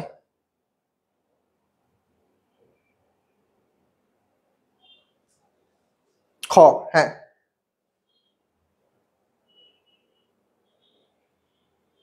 ইতালিতে। আবার অনেকে আইসল্যান্ড। হ্যাঁ আইসল্যান্ড। আইসল্যান্ড যারা আনসার করতেছো তাদেরটা কারেক্ট, আইসল্যান্ডে, ওকে। ইতালিও না, ভ্যাটিকানও না, ঘানাও না, এটা আইসল্যান্ডে। যারা আইসল্যান্ড কারেক্ট, হ্যাঁ আইসল্যান্ডে। ভ্যাটিকান সিটি কেন? অনেকে ভ্যাটিকান সিটি তো মানুষই থাকে না ভাই, আইসল্যান্ড হবে। ভ্যাটিকান সিটিতে শুধু পোপরা থাকে। বাংলাদেশের জনসংখ্যা নীতিতে কোনটি উৎসাহিত করা হয় বলতো? বাংলাদেশের জনসংখ্যা নীতিতে কোনটিকে উৎসাহিত করা হয়? 15 15 15 কি হবে? দেখো এই বহির্গমন মানে দেশ থেকে চলে যাওয়া, দেশ থেকে চলে যাওয়া, ঠিক আছে? তাহলে আমাদের তো জনসংখ্যা অনেক বেশি, তাহলে আমাদের জনসংখ্যা যেহেতু বেশি, তাহলে বহির্গমনকে উৎসাহিত করা হয় যে তুমি দেশ থেকে চলে যাও, অন্য দেশে গিয়ে তুমি ক্যারিয়ার স্থাপন করো। আর বহিরাগমন মানে বাইরে থেকে দেশে আসা, অন্য দেশ থেকে দেশে আসা। তাহলে কারেক্ট অ্যান্সার হবে বহির্গমন। কারেক্ট অ্যান্সার হবে বহির্গমন। 15 ক, হ্যাঁ যারা 15 আনসার করেছো কারেক্ট, বহির্গমন। এখন দেখো কোন দেশে জনসংখ্যার পরিমাপ, কোন দেশে জনসংখ্যা পরিমাপে কয়টি পদ্ধতি ব্যবহার করা হয়? জনসংখ্যা পরিমাপে কয়টা পদ্ধতি ব্যবহার করা হয়? 16 নাম্বার কি হবে? 16 নাম্বার হবে ঘ, টোটালি 4টা পদ্ধতি অ্যাপ্লাই করে। যে কোনো দেশে জনসংখ্যা পরিমাপের পদ্ধতি টোটাল হচ্ছে 4টা। 15 আমরা চলে গেছি, 16 হচ্ছে ঘ, 4টা। আদমশুমারির জনমিতিকে আচ্ছা, জনমিতিক চলক, আদমশুমারির জনমিতিক চলক। প্রশ্ন যদি একটু হার্ড করে তাহলে কিন্তু এই ধরনের প্রশ্ন দিয়ে দিতে পারে। 17 নম্বর প্রশ্ন। চলো আমরা এই 17 নম্বর প্রশ্নটা দেখি যে আদমশুমারির জনমিতিক চলক কোনটা? জনমিতিক চলক দেখো এখানে শিক্ষার হারও আদমশুমারিতে মাপা হয়, বয়স কাঠামো আদমশুমারিতে দেখা হয়, নারী পুরুষের অনুপাত আদমশুমারিতে দেখা হয়। তাহলে কারেক্ট আনসার হবে কি 4। 17 কারেক্ট আনসার হবে 4। কারেক্ট আনসার কি হবে? 4টাই কারেক্ট আনসার। হ্যাঁ, যারা 4 আনসার করতেছে সবাই কারেক্ট। 4 যারা আনসার করছো সবাই কারেক্ট। কোন দেশের জনসংখ্যার ঘনত্ব নির্ণয় করতে হলে কি জানতে হবে বলতো? জনসংখ্যার ঘনত্ব জানতে হলে আমার দুইটা জিনিস জানতে হবে না? এই জনসংখ্যার ঘনত্ব 18 নাম্বার।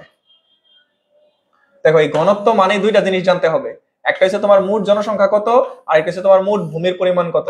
তাহলে তোমার 1 ও 2 জানলেই হইতেছে।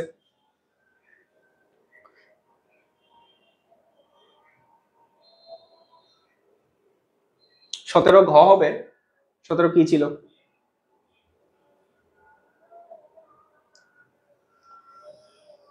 আচ্ছা 18 দেখো, 18 কি হবে? 18 হবে এ।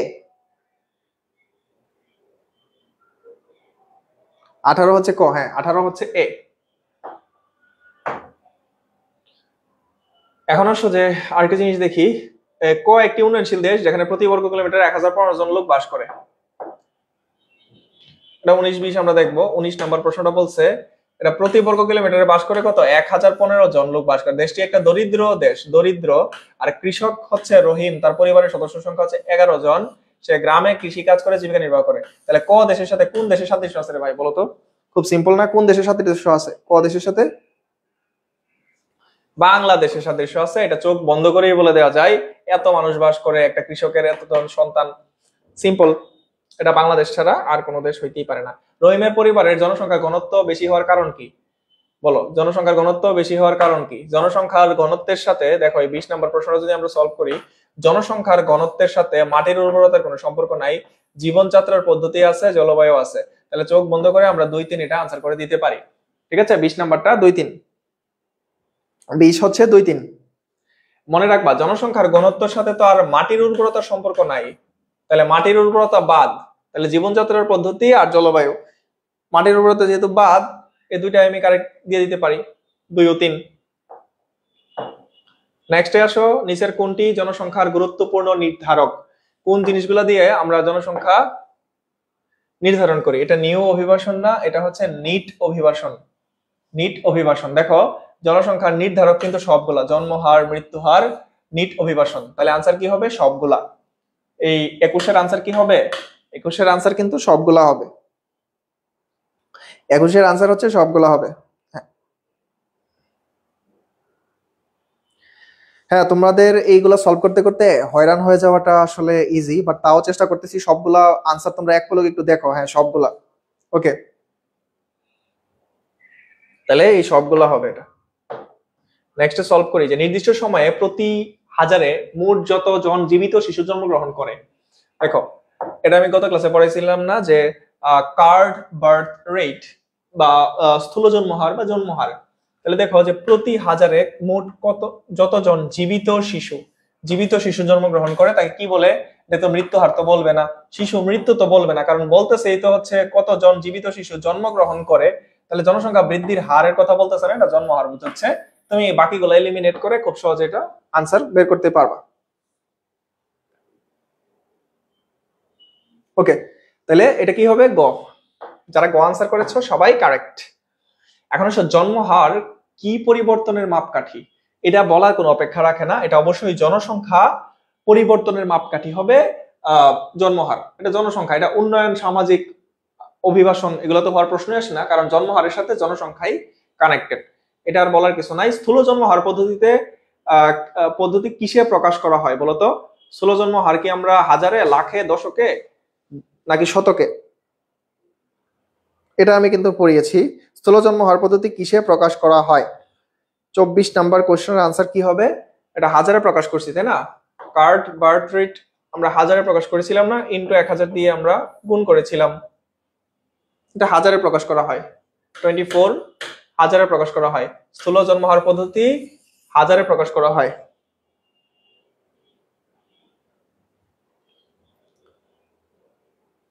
হ্যাঁ, হাজারে। যারা হাজারে আনসার করছো তাদেরটা কারেক্ট। অশোধিত জন্মহারের সংক্ষিপ্ত রূপ কি? অশোধিত, এই যে কি বলছে? অশোধিত জন্মহার। জন্ম মানে বার্থ, আর মানে রেট। এই card birth rate, CURD card, তারপরে হচ্ছে তোমার এই বার্থ রেট, এটাকে সংক্ষেপে CBR বলে। তাহলে এই CBR হবে, এটা CBR হবে। এই 26 নাম্বারটা হবে CBR। এটা 25 নাম্বারটা CBR হবে। একইভাবে 26 নাম্বারটা দেখো কি হবে? মৃত্যু। এই মৃত্যু হারকে কি বলবো আমরা? অশোধিত মৃত্যু হারকে আমরা CDR বলবো। এই CDR, এই ডি মানে হচ্ছে ডেথ,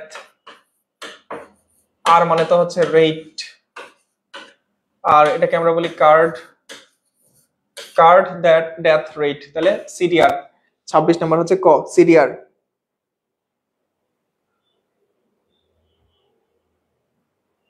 হ্যাঁ 26, যারা এ আনসার করেছো তারা কারেক্ট আনসার করেছো। এখন জনমিতিক উপাদান নিচের কোনটি? জনমিতিক উপাদান নিচের কোনটি? 27 নাম্বারটা আনসার করো। শিশু মৃত্যু হার, পরিবার পরিকল্পনা, প্রতিবেশী, পরিসংখ্যান, গরু। জনমিতি জিনিসটা আসে কোত্থেকে জানো? জন্মহার, মৃত্যু হার, নিট, অভিবাসন, এগুলো। তাহলে শিশু মৃত্যু হার হবে এই জনমিতিক একটা উপাদান, প্রতিবেশী না, পরিসংখ্যান ব্যুরো না, আবার পরিকল্পনা না। তাহলে খুব ইজি আনসার, তুমি 27 ক লিখতে পারো। এখন আসো, মরণশীলতা পরিমাপের বহুল প্রচলিত গ্রহণযোগ্য পদ্ধতি কোনটা? মরণশীলতা আমরা পরিমাপ করি কি দিয়ে? স্থূল মৃত্যু হার দিয়ে না? বলতো মরণশীলতা আমরা কিভাবে প্রমাণ করি? স্থূল মৃত্যু হার। খুব সিম্পল, এটাতে আমি যাচ্ছি না। কোনটি জন্মহার পরিমাপের বহুল প্রচলিত? জন্মহার পরিমাপ করে স্থূল জন্মহার দিয়ে, মৃত্যু হার পরিমাপ করে এই স্থূল মৃত্যু হার দিয়ে, রাইট? সর্বশেষ কি আছে? জন্ম হার, বন্ধ্যাত্ব, জন্ম নিয়ন্ত্রণ ইত্যাদি বিষয়গুলোকে কি বলে? এইটা একটু ইম্পর্টেন্ট, এটা দেখো। 30 জন্ম হার, বন্ধ্যাত্ব, জন্ম নিয়ন্ত্রণ ইত্যাদিকে তুমি কি বলবে? 30 নাম্বারে কি হবে বলো তো? 30 নাম্বারে কেউ পারবা? হ্যাঁ, 30 নাম্বারটা হবে তোমার প্রজননশীলতা। হ্যাঁ, আমরা ক্লাস দ্রুত শেষ করে দিচ্ছি। তাহলে 30টা হবে কি? প্রজননশীলতা। 30 নাম্বারটা হবে প্রজননশীলতা। ওকে, জন্মহার, বন্ধ্যাত্ব আর জন্ম নিয়ন্ত্রণ এগুলোকে আমরা প্রজননশীলতা বলছি। Okay fine. এখন আসো এই সপ্তম অধ্যায় মুদ্রাস্ফীতি। আমরা এখন সপ্তম অধ্যায় মুদ্রাস্ফীতিতে চলে আসছি। সপ্তম অধ্যায় আমরা মুদ্রাস্ফীতি নিয়ে একটু আলোচনা করব। সপ্তম অধ্যায়ের প্রথম প্রশ্ন,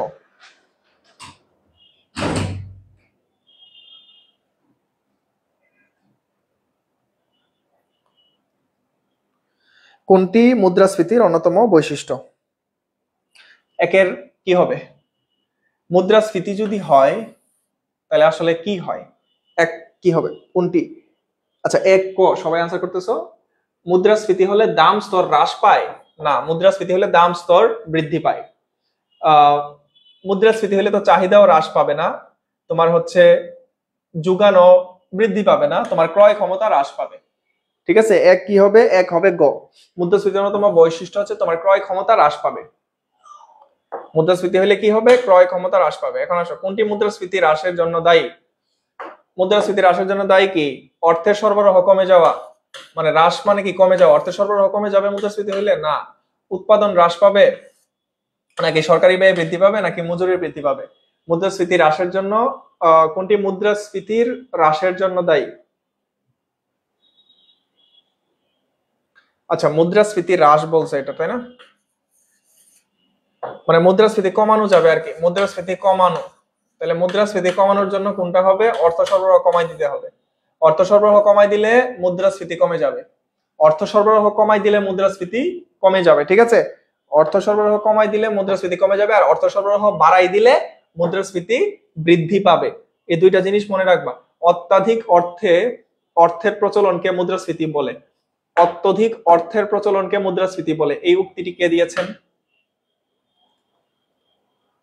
3 নাম্বারটা কি হবে? হট্টে। এটা হচ্ছে হট্টের একটা উক্তি, যে অত্যাধিক অর্থের প্রচলনকে মুদ্রাস্ফীতি বলে। এটা হট্টে এই উক্তিটি প্রদান করেছিলেন। তারপরে আসে, আধুনিক অর্থনীতিবিদরা মুদ্রাস্ফীতির সংজ্ঞা ও প্রকৃতি নির্ণয়ে কোনটি ব্যবহার করেছেন? আধুনিক অর্থনীতিবিদরা এই মুদ্রাস্ফীতির সংজ্ঞা ও প্রকৃতি নির্ণয়ে কোনটি ব্যবহার করেছেন? 4 নাম্বারটা কি হবে একটু দেখি আমি এখন, তোমরা চেষ্টা করো। কি বের করেছে? 4 কি হবে? 4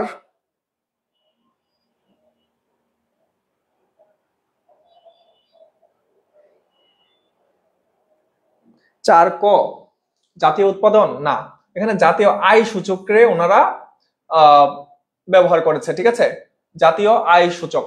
তাহলে আধুনিক অর্থনীতিবিদরা মুদ্রাস্ফীতির সংজ্ঞা ও প্রকৃতি নির্ণয়ে তোমার জাতীয় আয় সূচককে ব্যবহার করেছেন। এটা মাথায় রাখবা, এটা হবে জাতীয় আয় সূচক। এখন আসো, অর্থের যোগান বৃদ্ধির সাথে সাথে কোনটি বৃদ্ধি পেলে মুদ্রাস্ফীতি হবে না? অর্থের যোগান বৃদ্ধির সাথে সাথে যদি তোমার কি বাড়ে? এটা আমার 5 নাম্বার প্রশ্ন। দ্রব্য সামগ্রীর যোগান যদি বাড়ে তাহলে আর মুদ্রাস্ফীতি হবে না। অর্থও বাড়ছে একদিকে, আরেকদিকে দ্রব্যও বাড়ছে, তাহলে আর কি হবে না? মুদ্রাস্ফীতি হবে না। তাহলে 5-এর আনসার হবে কি? ক। নেক্সট আছো, প্রাচীনপন্থী অর্থনীতিবিদরা কিসের ভিত্তিতে মুদ্রাস্ফীতির সংজ্ঞা দিয়েছেন?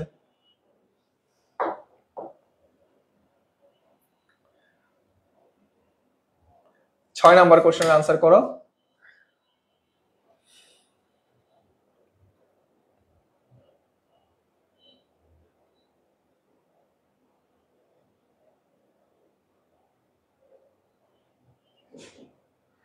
ছয় কি হবে? তারা অর্থের পরিমাণের উপর মুদ্রাস্ফীতি বের করার চেষ্টা করেছে। 5 তো চলে গেছে, এখন আসো 6। 6 কি হবে? 6 কি সি, উৎপাদনের পরিমাণ না অর্থের পরিমাণ? তারা প্রাচীনপন্থীরা অর্থের পরিমাণের ভিত্তিতে মুদ্রাস্ফীতির সংজ্ঞা দেওয়ার চেষ্টা করেছে। মুদ্রাস্ফীতি মূলত কি নির্দেশ করে? মুদ্রাস্ফীতি মূলত কি নির্দেশ করে? এটা আনসার করো। মুদ্রাস্ফীতি কি নির্দেশ করে? 7 কি হবে? দাম বৃদ্ধির হার, যোগানের স্বল্পতা, নাকি আয় বৃদ্ধির প্রক্রিয়া? এটা হবে দাম বৃদ্ধির প্রক্রিয়া। মুদ্রাস্ফীতি মূলত নির্দেশ করে কি? দাম কিভাবে বাড়তেছে, দাম বৃদ্ধির প্রক্রিয়াকে নির্দেশ করে। মুদ্রাস্ফীতি দাম বৃদ্ধির প্রক্রিয়াকে নির্দেশ করে। অর্থের যোগান স্থির থেকে উৎপাদন কমে গেলে কোনটি দেখা দিবে? অর্থের যোগান স্থির, কিন্তু অন্যদিকে কি হয়েছে? উৎপাদন তোমার কমে গেছে, তাহলে কি হবে? অবশ্যই মুদ্রাস্ফীতি হবে। উৎপাদন কমে গেলে কি হবে? তখন জিনিসপত্রের দাম বেড়ে যাবে না, তখন কি হয়ে যাবে? মুদ্রাস্ফীতি তৈরি হবে।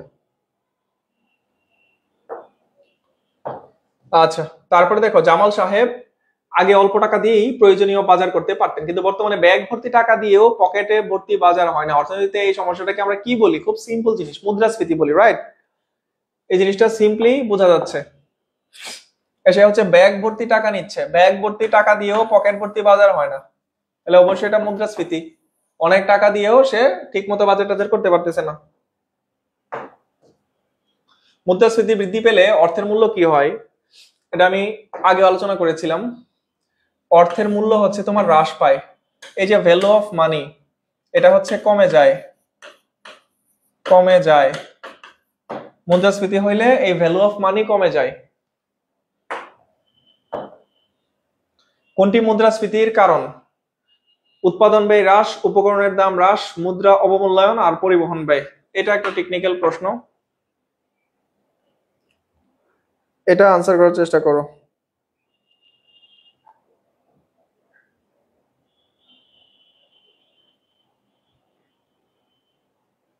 কোনটি মুদ্রাস্ফীতির কারণ? 11 নম্বর প্রশ্ন। মুদ্রাস্ফীতি কেন হয়? উৎপাদন ব্যয় হ্রাস, এই হ্রাস জিনিসগুলো হবে না, একটাও হ্রাস হবে না, কারণ সব উৎপাদন ব্যয় হ্রাস, উপকরণের দাম তো কমবে না। ব্যয় যদি কমে তাহলে তো মুদ্রাস্ফীতি হবে না, তাহলে মুদ্রা অবমূল্যায়ন হবে। টাকার সঠিক মূল্যায়ন না করলে তখন মুদ্রাস্ফীতি সংগঠিত হয়ে থাকে। টাকার যথাযথ মূল্যায়ন না করলে মুদ্রাস্ফীতি হয়ে থাকে। হ্যাঁ, মুদ্রা অবমূল্যায়ন। ওকে, আমরা যতটুকু পারছি পড়াচ্ছি, পরবর্তী তোমাদের পিডিএফ দেওয়া হবে, তোমরা সেটা থেকে বাকিগুলো সলভ করে নিবা। এখন আসো এই 12 নাম্বার। একটা দেশে যদি মুদ্রাস্ফীতি ঘটে, মুদ্রাস্ফীতি ঘটলে আসলে কি সমস্যাটা হয় দেখো তো। দ্রব্যের দাম ক্রমেই বাড়ে, কার্যকর চাহিদা দ্রুত বাড়ে, অর্থের মূল্য ক্রমাগত বাড়ে। এই তিনটার মধ্যে কোনটা হবে? 12 নাম্বার। দেখো, যেহেতু দাম বাড়তেছে, চাহিদাও বাড়বে, অর্থের মূল্য ক্রমাগত কি হবে? অর্থের মূল্য ক্রমাগত কমে যাবে। তাহলে কারেক্ট আনসার হবে এই 4। কারেক্ট আনসার হবে সবগুলা। হ্যাঁ, যারা ঘ আনসার করেছ সবাই কারেক্ট, সবগুলা হবে। একটা দেশে মুদ্রাস্ফীতি ঘটলে কমে যায়, কি কমে যায়? অর্থের ক্রয় ক্ষমতা কমে যায়, অর্থের তুলনায় দ্রব্যের যোগান কমে যায়, মানুষের আয় কি হয়? মানুষের আয়ও কিন্তু কমে যায়। তাহলে 13 নম্বরটা কি হবে? আচ্ছা, মুদ্রাস্ফীতি ঘটলে, মুদ্রাস্ফীতি ঘটলে অবশ্য মানুষের আয় কমে না, কারণ মানুষের হাতে তখন প্রচুর টাকা থাকে। তাহলে এখানে হবে কি? অর্থের ক্রয় ক্ষমতা এটা তো কমে যায়, আর অর্থের তুলনায় দ্রব্যের যোগানটাও কমে যায়। বাট মানুষের হাতে টাকা থাকে, মানুষের হাতে টাকা থাকে বিধায় তো মুদ্রাস্ফীতি হয়। তাহলে এটা আনসার হবে ক। এই 13 নম্বরের আনসার হবে ক। ক ক 13 হবে ক। 13 নম্বরের আনসার ক হবে।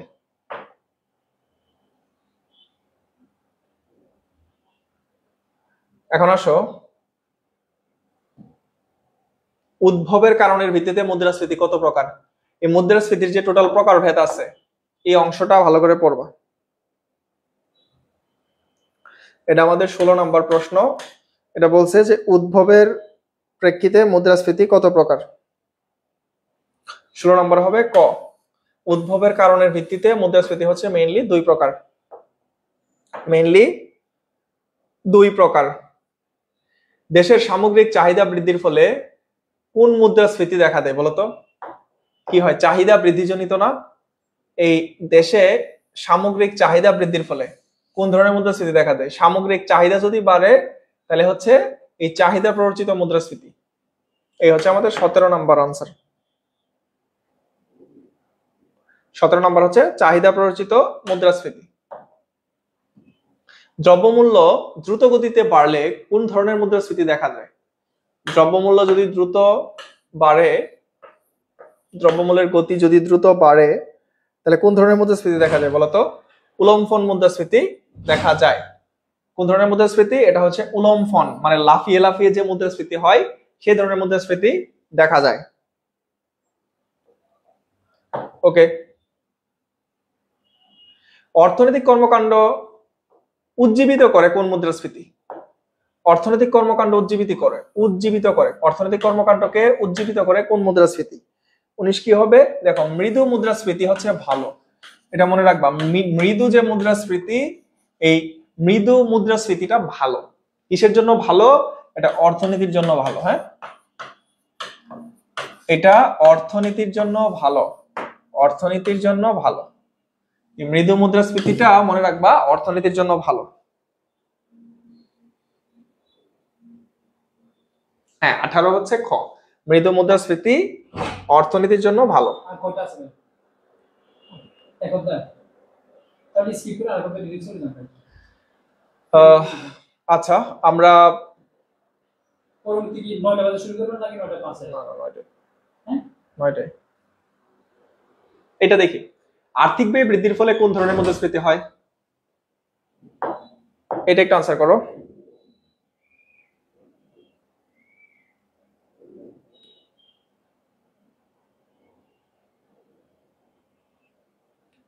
আর্থিক ব্যয় বৃদ্ধির ফলে কোন ধরনের মুদ্রাস্ফীতি দেখা দেয়? 23 কি হবে? হচ্ছে আমার 23 নম্বরের প্রশ্ন। আর্থিক ব্যয় বৃদ্ধির ফলে কোন ধরনের মুদ্রাস্ফীতি দেখা দেয়? 23টা কি হবে বলো? 23 খ মৃদু মুদ্রাস্ফীতি না, এটা বলছে কি আর্থিক ব্যয় যদি বাড়ে, এটা হচ্ছে প্রকৃত মুদ্রাস্ফীতি। ঠিক আছে, আর্থিক ব্যয় যদি বাড়ে তাহলে সেটা প্রকৃত মুদ্রাস্ফীতি। আচ্ছা যাই হোক, এখানে আরো অনেকগুলা কোশ্চেন তোমাদের জন্য আছে, তো এই সবগুলোর পিডিএফ আমরা তোমাদেরকে প্রোভাইড করে দিব। ওকে, এখানে আরো অনেক কোশ্চেন আছে। অলরেডি হচ্ছে আমাদের এখানে সময় শেষ হয়ে গেছে, তো বাকি কোশ্চেনগুলো তোমরা পড়ে নিবা পরীক্ষার আগে, এই ঘুমানোর আগে অবশ্যই প্রশ্নগুলো দেখে নিবা। আমি যতটুকু পেরেছি কোশ্চেন সলভ করেছি, বাট আরো প্রশ্ন আছে। আমি আসলে তোমাদের আর সময় নষ্ট করতে চাচ্ছি না এখন। আমরা অলরেডি 2 ঘন্টা ধরে প্রশ্ন সলভ করছি। পিডিএফ দিয়ে দেওয়া হবে তোমাদেরকে। ওকে, গ্রুপে বা পেজে, আমাদের এই পেজে পিডিএফ আপলোড করে দেওয়া হবে। তো পিডিএফ গুলো তোমরা কালেক্ট করে নিবা, নিয়ে বাকি প্রশ্নগুলো একটু সলভ করে নিবা। ঠিক আছে, তো আজকে এই পর্যন্তই আমি ক্লাসটা শেষ করতে চাচ্ছি। তোমাদের সবার জন্য আগামীকালকের অর্থনীতি দ্বিতীয় পত্র পরীক্ষা, সেটার জন্য আমি শুভকামনা জানাচ্ছি। তোমাদের সবাইকে শুভকামনা। ইনশাল্লাহ তোমরা একটা ভালো পরীক্ষা দিবে আগামীকাল, সেই প্রত্যাশা রেখেই ক্লাসটি আজকে শেষ করছি। সবাই ভালো থেকো, সুস্থ থেকো। আল্লাহ হাফেজ।